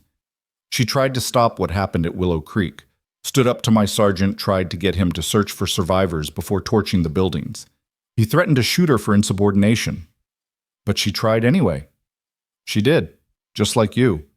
Mason turned to face Eleanor fully. "I need to tell you something about that night, about what really happened." Eleanor squeezed his hand. "You don't have to—" "Yes, I do. You deserve the whole truth." Mason took a breath, organizing memories he'd tried to bury for 2 decades. "We'd been chasing Confederate raiders for weeks. They'd been hitting our supply lines, killing scouts. The intelligence said they were using the farm as a base. When we arrived, it looked abandoned. No lights, no movement. My sergeant wanted to burn it immediately, deny the enemy resources. I should have searched it first, should have insisted, but I was tired, angry about the men we'd lost. I gave the order." His voice caught, but Eleanor's presence gave him strength to continue. "The fire spread faster than anyone expected. Then we heard the screaming. The families had been hiding in the root cellar, women and children mostly. The smoke got to them first. When we realized what was happening, I tried to get to them. Tore the door off with my bare hands, pulled out. 2 children went back for more. But the roof collapsed. Your mother, the others, they were trapped. I could hear them, Eleanor. I could hear them dying, and I couldn't do anything." Tears ran down his face now, 20 years of suppressed anguish finally breaking free. "The official report said it was bad intelligence, fog of war, tragic accident. But I knew the truth. I'd been careless with innocent lives. I'd let my anger, my fatigue, my desire for a simple solution override my duty to be certain. Those deaths are on me. Eleanor pulled him close, let him cry against her shoulder. When the storm passed, she spoke softly. My mother lived for 3 days after Willow Creek. 3 days of agony from the burns. But you know what she talked about? Not the soldiers who burned the farm. She talked about the officer who tried to save her children. She made me promise to remember that there was goodness even in the worst moments, that some people would risk everything to save strangers. I failed her. You tried, and you've been trying to make up for it ever since. That's not failure, Mason. That's human. They sat together as the stars emerged desert bright and countless. Below, someone had started singing a soft melody that might have been a lullaby or a hymn. Other voices joined harmonies built from different languages and traditions, but somehow fitting together. They're healing, Eleanor said. All those broken people starting to become whole again. Are we? Mason asked. Can people like us really heal? I don't know, but I think we can choose to build something from the broken pieces. Maybe that's enough. A whistle from below interrupted them. Thomas was signaling. Mason stood instantly alert, but the Apache leader's gesture indicated friend, not foe. Riders were approaching from the north. They descended to find Marshal Carter had returned from a fast ride to Prescott with unexpected news. His face was grim as he gathered Mason, Eleanor, Sarah, and Thomas. There's been a development, he said without preamble. Mercer's lawyers have already filed motions. They're claiming the raid was illegal, that the freed prisoners are actually escaped criminals, that the Apache attack constitutes an act of war requiring military intervention. That's absurd, Sarah said. Of course it is. But they've got a judge in Tucson who's agreed to hear it, Judge Harlan Worth. Eleanor pulled out her list. Worth took $8,000 from Mercer over the past 3 years. Carter's eyes widened. You have proof, documentation in Mercer's own hand. Then we can get the venue changed, moved to federal court in Phoenix, where Carter trailed off, studying Eleanor's face. There's more, isn't there? The federal judge in Phoenix is also on the list, smaller amounts but consistent. Carter cursed something Mason had never heard from the straight-laced marshal. How deep does this go? Deep enough that we need a different strategy, Mason said. Legal channels are compromised. We need public pressure, newspaper coverage, something that makes it impossible for corrupt judges to bury this. The Prescott Herald is independent, Sarah suggested. Old Tom Morrison runs it. He hates Mercer, has for years, but never had proof of anything. Then we give him proof, Eleanor said. But more than that, we give him stories. Human stories. Let the public hear what happened in that mine, see the brands meet the children. Make it impossible to ignore. Carter nodded slowly. It's risky. Mercer's lawyers will claim we're prejudicing potential jurors. Let them, Mason said. We're not trying to win a legal battle. We're trying to win a war for public conscience. They reached Prescott the next morning, and the town's reaction was immediate and divided. Some citizens came out to help, offering food, shelter, medical care. Others watched from doorways with suspicious eyes, muttering about Apache raids and escaped slaves disrupting the peace. Tom Morrison, the newspaper editor, was a thin man with ink-stained fingers and sharp eyes behind wire spectacles. He listened to Eleanor's story, examined the documents, interviewed the freed prisoners. His photographer took pictures of the brands, the children, the families reunited after years of separation. This'll cause a firestorm, he said with satisfaction. Been waiting years to nail Mercer, but you know he won't go down easy. He's got resources, connections. This could get ugly. It got ugly faster than anyone expected. That night, as the freed prisoners were being housed in a warehouse converted to temporary shelter, armed men appeared on the streets, not attacking, just watching, making their presence known. Some wore badges, deputies from neighboring counties who happened to be visiting. Others were simply hard men with guns and no good intentions. Mason organized a defense positioning Thomas's warriors and willing townspeople to protect the shelter. But he knew they couldn't maintain a siege. They needed to force the issue. We take the fight to them, he told the assembled defenders. Tomorrow we march to the courthouse. Every freed prisoner who can walk. We demand justice in full view of the town. Make them show their true colors in daylight. That's dangerous, Carter warned. If shooting starts, innocent people will be caught in the crossfire. If shooting starts, it'll prove everything we've been saying about Mercer's corruption. Sometimes you have to risk everything to change anything. Eleanor stood. I'll lead the march. No, Mason said immediately. You're already a target, which is exactly why I should lead. A woman demanding justice for women and children. Let them try to shoot me in front of the whole town. See how that plays in the newspapers. Sarah stood too. I'll march with her. They can't shoot all of us. One by one, others stood. The freed prisoners understanding what was being asked, what was being risked.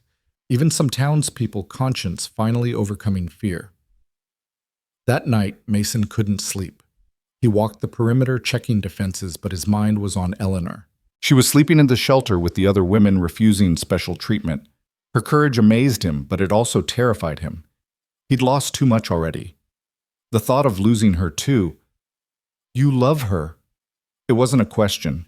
Sarah had appeared beside him, equally unable to sleep. Is it that obvious? To everyone but her, probably.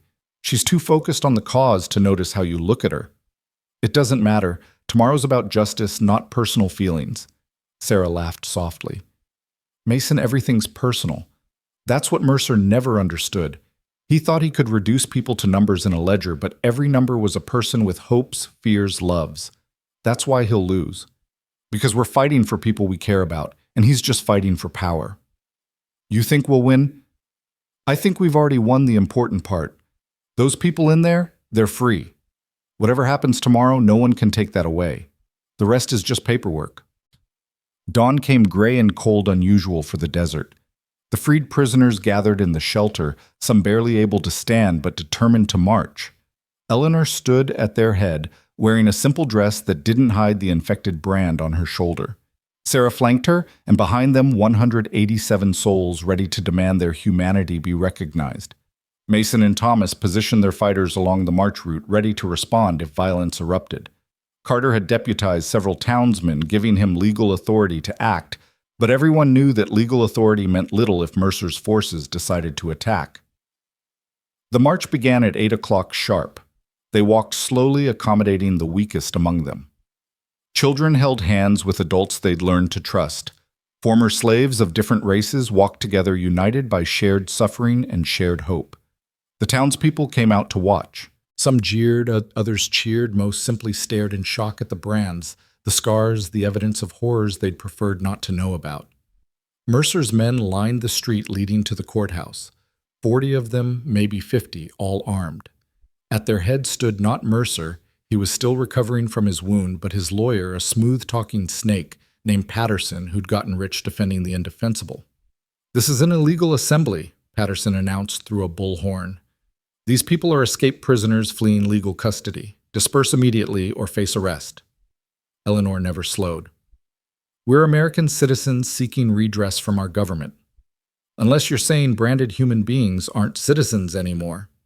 You're thieves and insurrectionists. You attacked lawful businesses, destroyed property. We freed slaves. Eleanor interrupted, her voice carrying clear and strong. And if you want to stop us, you'll have to do it in front of the whole town. Show everyone what you really are. The tension stretched taut. Fingers hovered near triggers. Mason could feel the violence brewing that moment before battle, when everything balanced on a knife's edge. Then a child began singing, the same little girl who'd touched the sky her first morning of freedom. Her voice was thin but pure, singing a hymn her mother had taught her in whispers in the dark of the mine. Other children joined, then adults, until the entire march was singing, moving forward with the slow inevitability of a river. Some of Mercer's men stepped aside. Not many, but a few. Conscience awakening at last. Others held their ground, but looked uncertain. Patterson was screaming orders, but his voice was drowned by the singing. They were 20 feet from the courthouse steps when the shot rang out.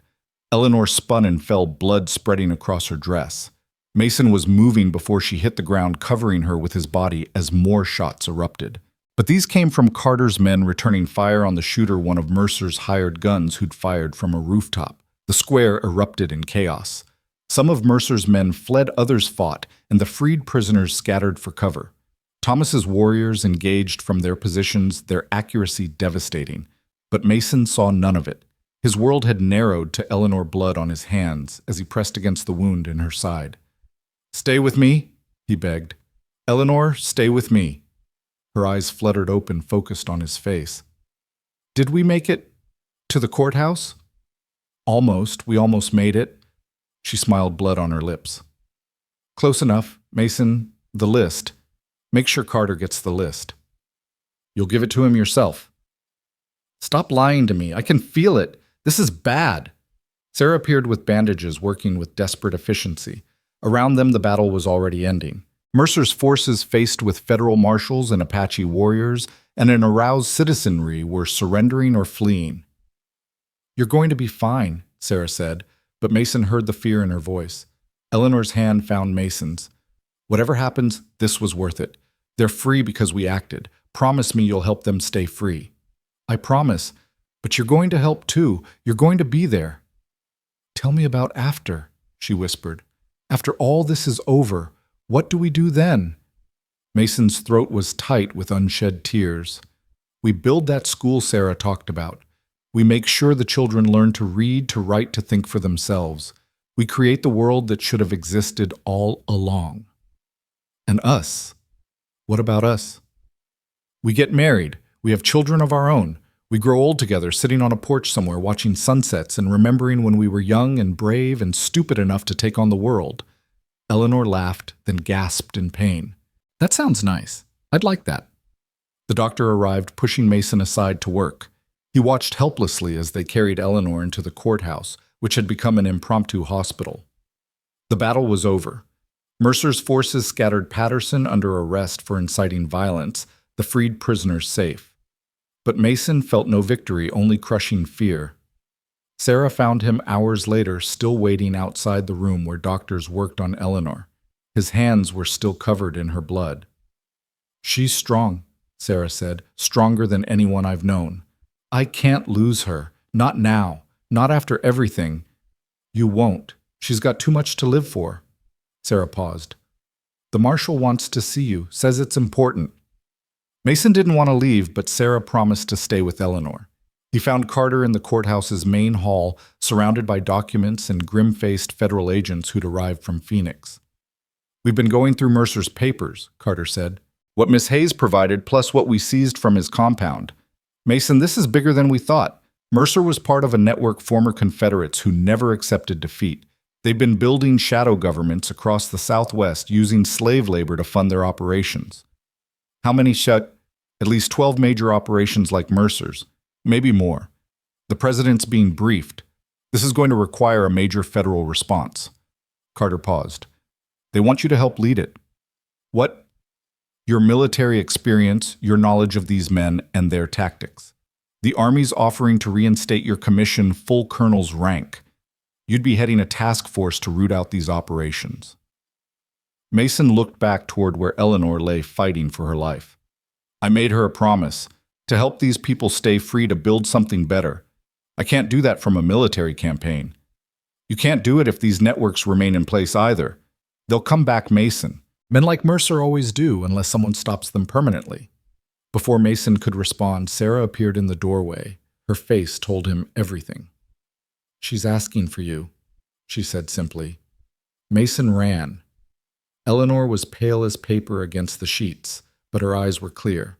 The doctor withdrew discreetly, his expression saying what words couldn't. Hey, soldier, she whispered. Hey, yourself. He took her hand, careful of the bandages. Sarah told me about the offer. You should take it. No, I'm staying here with you. Mason. She squeezed his hand with surprising strength. I'm dying. We both know it, but the fight isn't over. Those other operations, those other slaves, they need someone like you. I need you. And you had me. For a brief shining moment, you had me completely. Tears ran down her face. I need you to promise me something else. Anything. Don't let this break you. Don't go back to being alone. What we started here, the hope we created, carry it forward. Find someone else to love. Have those children. We talked about build that better world. Live, Mason. For both of us. Eleanor, please. Promise me. I promise, he choked out. She smiled that fierce, beautiful smile that had first caught his attention. Good. Now tell me about Willow Creek, the truth of it. I want to understand the man I love completely. So he told her everything, his failures, his guilt, his years of running. She listened, her hand in his, her breathing growing shallower. When he finished, she spoke with effort. My mother's name was Clara. She was 28 when she died. She loved to sing, to teach, to garden. She would have forgiven you, Mason. I know because I do, completely and absolutely. I don't deserve it. Nobody deserves forgiveness. That's what makes it grace. Her eyes were growing heavy. Mason, will you sing for me? That hymn the children were singing? Mason couldn't carry a tune to save his life, but he sang anyway, his broken voice filling the small room. Eleanor's breathing slowed, evened out. For a moment he thought she'd simply fallen asleep, but her hand had gone slack in his. The funeral took place 3 days later. The entire town turned out, even those who'd opposed the march. The freed prisoners sang hymns. Apache warriors stood honor guard, and Marshal Carter read a statement from the president himself honoring Eleanor's sacrifice.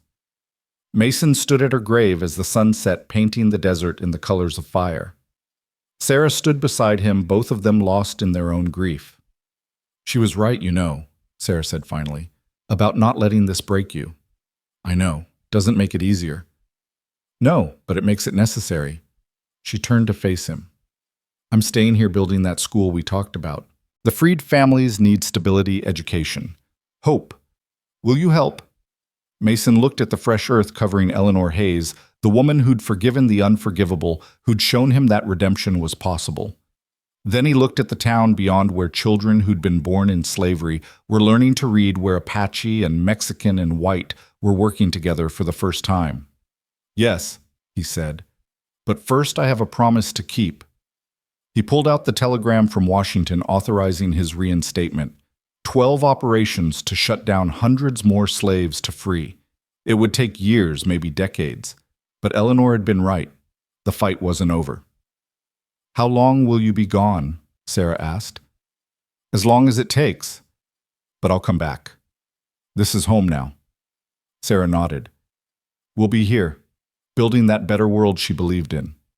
As they walked back toward town, Mason felt something he hadn't experienced in 20 years. Not peace that might never come, but purpose. Clear, undeniable purpose. Eleanor had given him that, along with her forgiveness and her love. The work ahead would be hard, dangerous, possibly fatal. But it was necessary, and it was right, and it was what she would have wanted. Tomorrow, he would leave for Phoenix to begin the campaign against the Shadow Confederacy. But tonight, he would help Sarah organize the school, would sit with the freed families and listen to their stories, would honor Eleanor's memory by living as she'd asked him to live.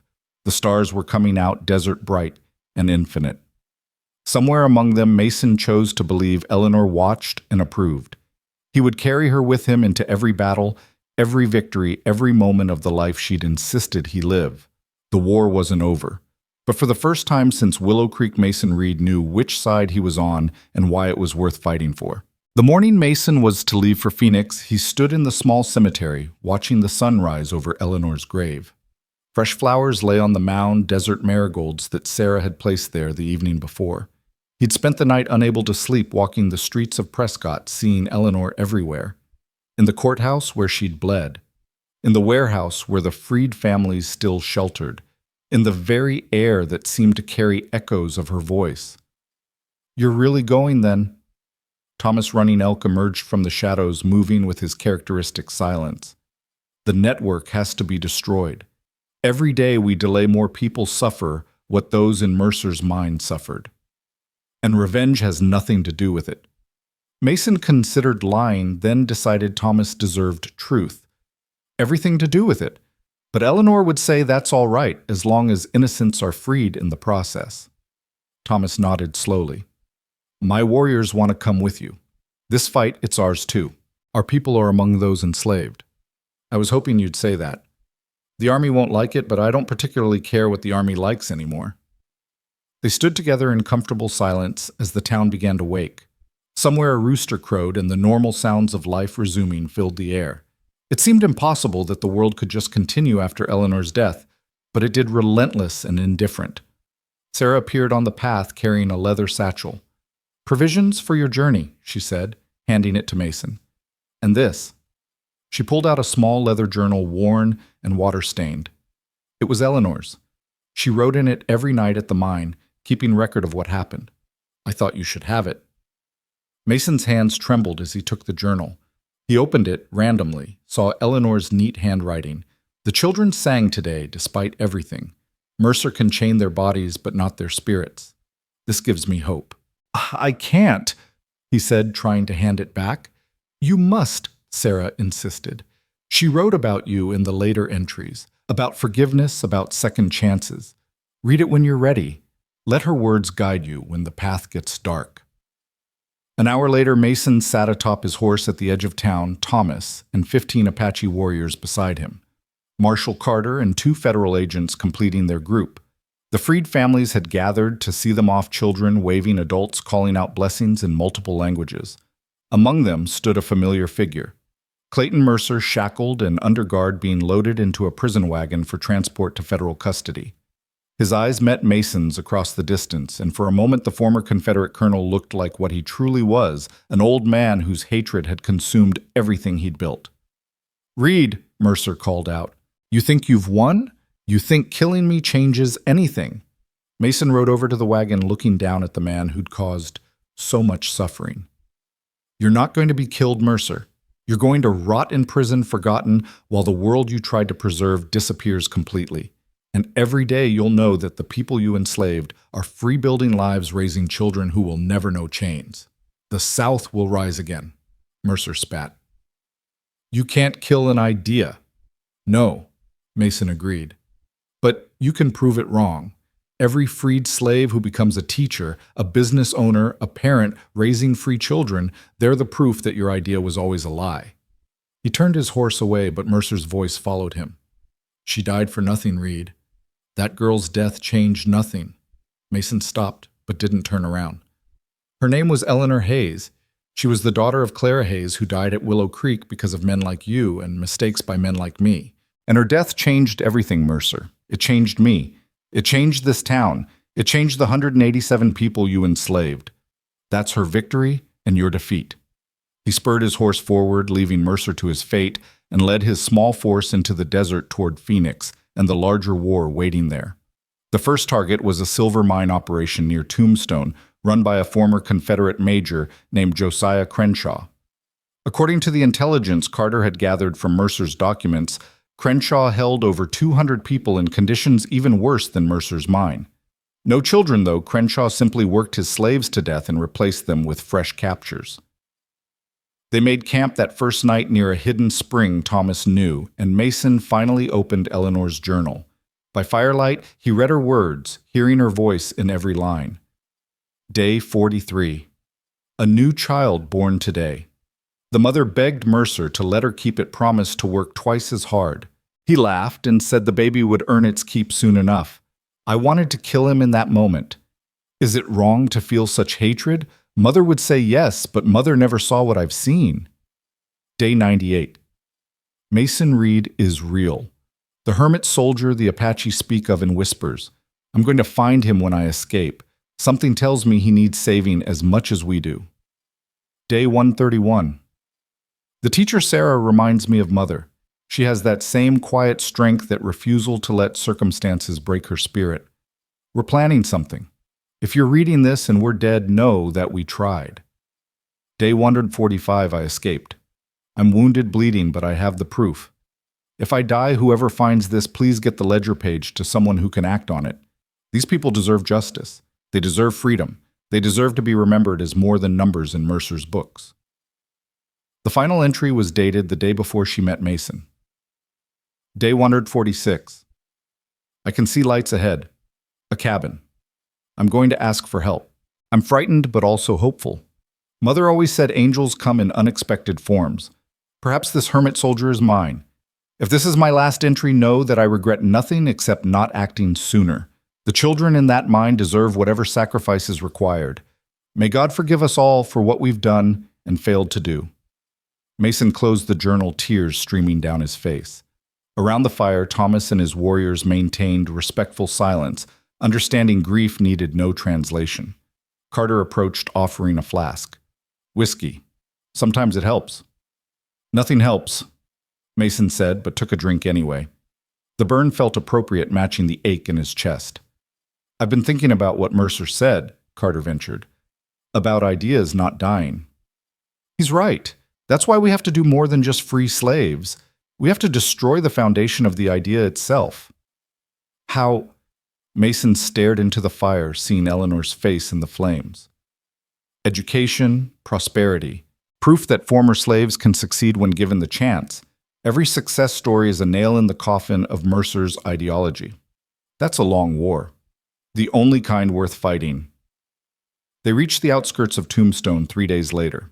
Crenshaw's operation was more military than Mercer's had been: guard towers, fortified positions, even a small cannon overlooking the main approach. Mason studied it through field glasses, his tactical mind analyzing weaknesses.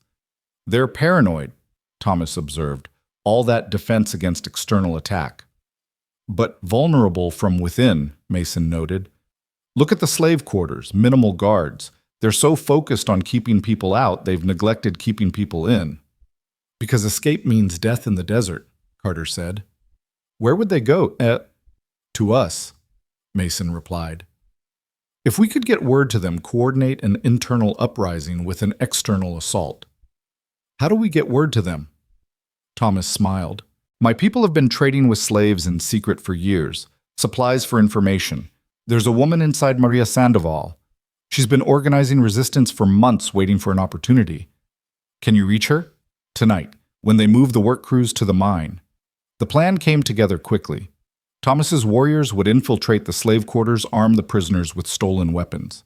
At dawn, when the guards were changing shifts, the uprising would begin from within, while Mason led the federal forces in a frontal assault. It's risky, Carter said. If they detect us early, it'll be a massacre. Everything's risky, Mason replied. But these people have been waiting for hope. We're going to give it to them. That night, as Thomas's warriors slipped into the darkness, Mason sat writing a letter to Sarah. If he died tomorrow, he wanted someone to know what had become of him. Sarah, by the time you read this, will have either freed 200 souls or died trying.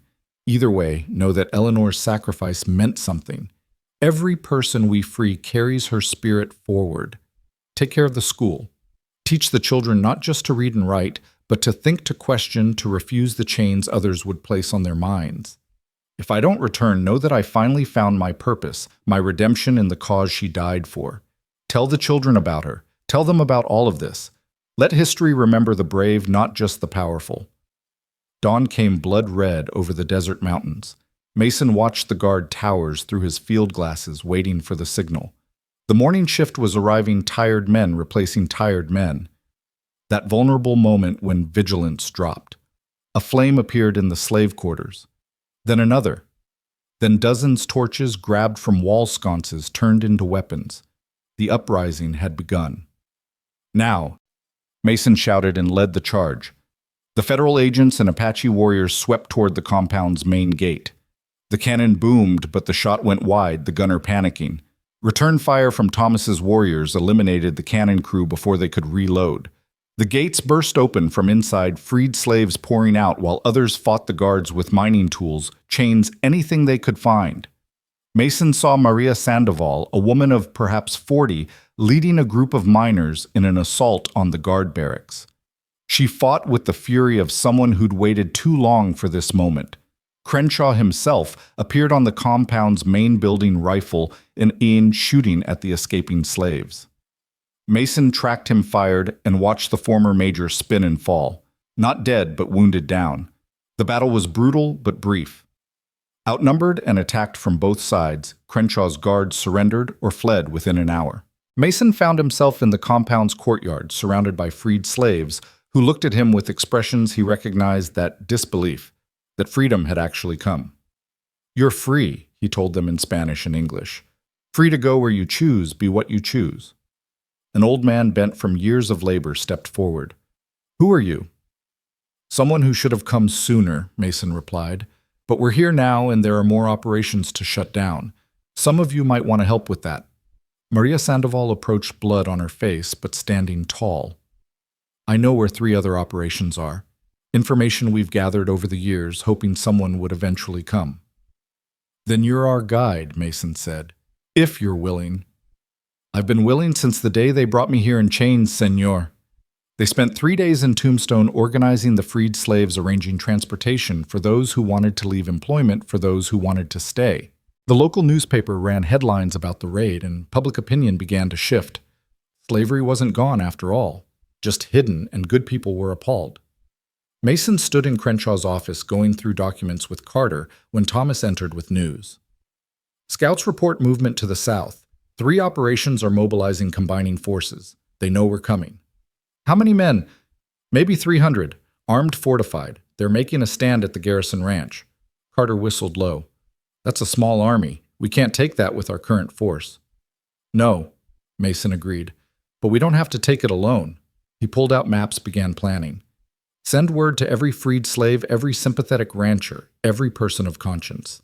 Tell them the time has come to choose sides. The Shadow Confederacy makes its stand at Garrison Ranch. So do we. Word spread across the territory like wildfire. The freed slaves from Mercer's mine, led by Sarah and the children who could travel. Apache war bands who'd lost people to the slavers.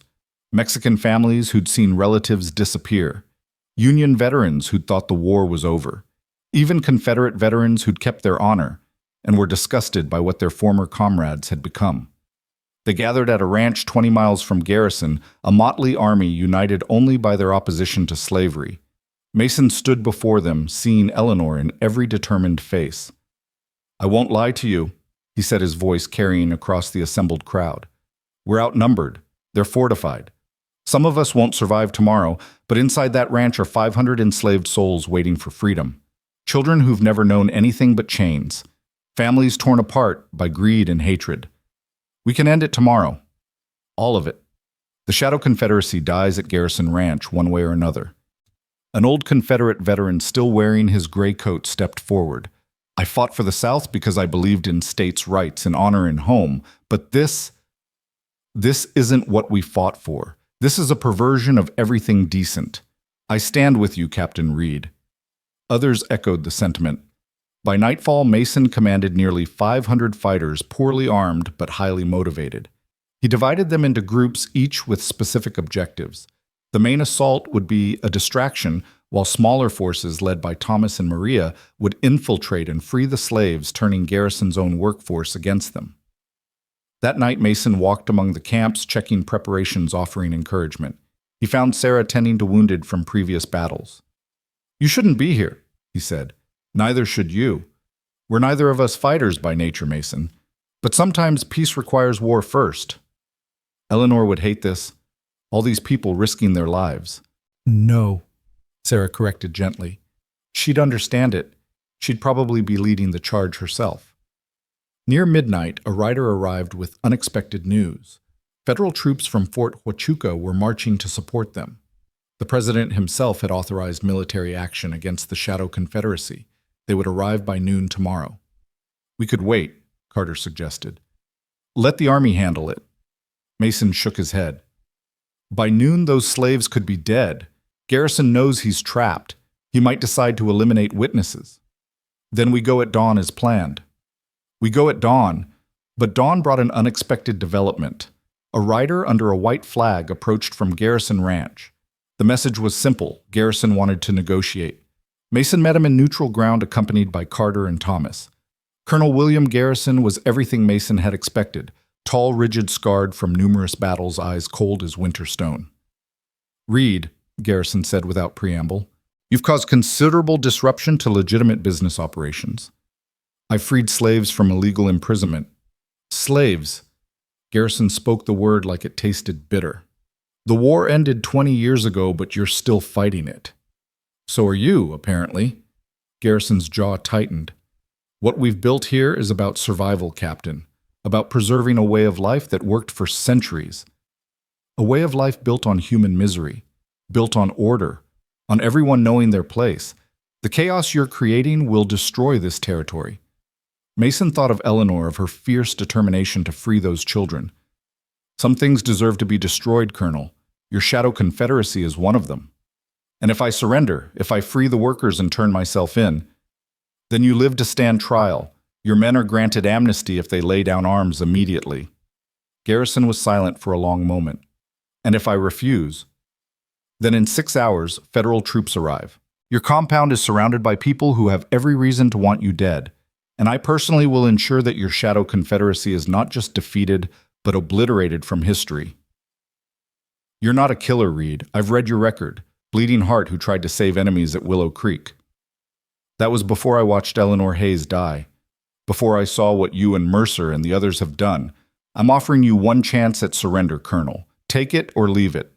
Garrison turned to look back at his ranch smoke rising from morning fires.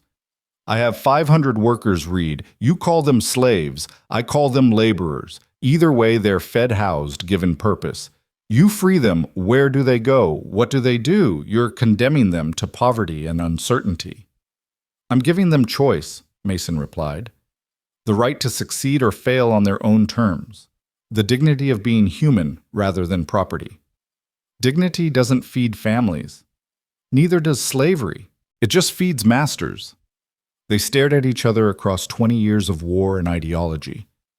Finally, Garrison spoke. I'll need guarantees. Written guarantees of amnesty for my men's safe passage for those who choose to leave. You'll get them, but the slaves are freed immediately. No conditions, no delays. And if they choose to stay and work for wages, that's their choice to make. But it will be a real choice with real wages and the freedom to leave whenever they want. Garrison extended his hand.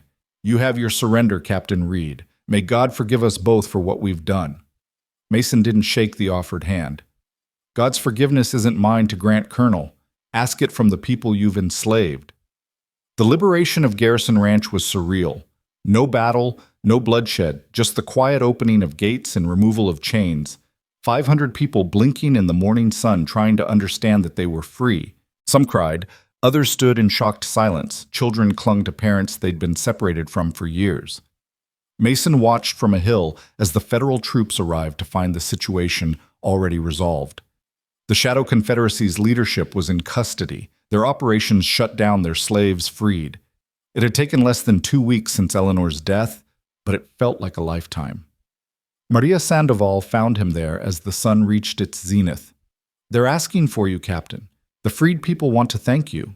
They don't owe me thanks. If anything, I owe them apologies for taking so long to act. Come anyway. Let them see the face of someone who cared enough to fight for them. Mason walked among the freed slaves, accepting their gratitude, while feeling the weight of Eleanor's absence. She should have been here to see this, to witness the fruition of her sacrifice. A young girl, perhaps 7 years old, tugged at his coat. Senor, are you the soldier who saved us? Mason knelt to her level. A lot of people saved you. I just helped a little. My mama says an angel sent you. A lady angel who died so we could be free. Your mama's right. Mason said, his voice thick. Her name was Eleanor. Remember that name. As the sun set over Garrison Ranch, Mason stood with Sarah Thomas and Carter watching as former slaves made choices about their futures. Some would leave immediately, others would stay to work for wages, all would carry the story of their liberation forward. What now? Sarah asked. There are still other operations out there. The federal government will handle them, Carter said. This has become a national priority. The president is sending a full commission to investigate and prosecute. And you? Sarah asked Mason. What will you do? Mason pulled out Eleanor's journal, held it close. I'm going back to Prescott. Going to help build that school we talked about. Going to make sure these children and all the others learn to read, write, and think for themselves. No more fighting. A different kind of fighting, the kind Eleanor believed in. Fighting ignorance, fighting hatred with education and opportunity. Thomas clasped his shoulder. The Apache will remember what you've done. Our people's working together. It's a good start. Just a start, Mason agreed. The real work is what comes next. They began the journey back to Prescott the next morning, accompanying a wagon train of freed families who'd chosen to settle there. Mason rode ahead scouting the trail, but his mind was on the future. The school Sarah would build the children who would learn the slow transformation of a territory from a place of hidden slavery to something better. As they crested the final ridge before Prescott, Mason saw the town spread below, and there on a small hill, the cemetery where Eleanor lay. He broke from the group, rode to her grave, and dismounted. Fresh flowers lay on the mound, desert roses someone had placed that morning. The wooden marker had been replaced with stone, engraved with her name and dates, and below that a single line, "She lit the flame of freedom." "We did it," Mason said quietly. "All of them free. The Shadow Confederacy broken. Your sacrifice meant something, Eleanor. It meant everything." The wind stirred, warm and gentle, carrying the scent of sage and possibility. Mason pulled out her journal, read again her final entry about angels in unexpected forms. She'd thought he might be hers, but she'd been wrong. She'd been his angel, showing him the way back from 20 years of guilt and isolation to purpose and connection. Sarah found him there as the sun set. "The families are settling in. The school construction starts tomorrow. The whole town's contributing lumber labor money, even people who opposed us before. Eleanor would be proud. She is proud wherever she is." Sarah stood beside him, both of them looking at the grave that had become a shrine to courage. "Mason, there's something else. A letter came while you were gone. From Washington." Mason took the envelope, recognized the presidential seal. Inside a commendation for his service, a full pardon for any actions taken during the Liberation Campaign, and an offer to head a new federal department dedicated to finding and freeing enslaved people throughout the territories. "Will you accept?" Sarah asked. Mason thought of Eleanor's words about not letting her death break him, about living for both of them. "No. My war's over. My place is here, building something instead of destroying it. Teaching children that Eleanor died to free. That's my mission now." As they walked back toward town, the first stars appearing in the desert sky, Mason felt something he hadn't experienced in 20 years, peace. Not complete, perhaps never complete, but enough. The ghosts of Willow Creek were still there, would always be there, but they were quieter now, balanced by the lives saved, the freedom won. Eleanor Hayes had been dead 2 weeks, but her legacy would live for generations in every child who learned to read, in the school built with her sacrifice, in every former slave who found dignity and freedom, in every person who chose courage over comfort when faced with injustice. The transformation of Arizona Territory had begun with a desperate woman clutching a white cloth, begging for help from a broken soldier hiding from the world. It would continue with education opportunity and the slow, difficult work of building a society where Eleanor's dream that all people could be free might finally become reality. Mason Reed had found his redemption not in grand gestures or military victories, but in the simple act of carrying forward the flame that Eleanor Hayes had lit with her courage, maintained with her sacrifice, and passed to him with her dying breath. The work would be long, the progress slow, the setbacks numerous. But as Mason looked at the town below, already changing, already growing, he knew that Eleanor had been right. Sometimes you had to risk everything to change anything. And sometimes, just sometimes, the risk was worth it.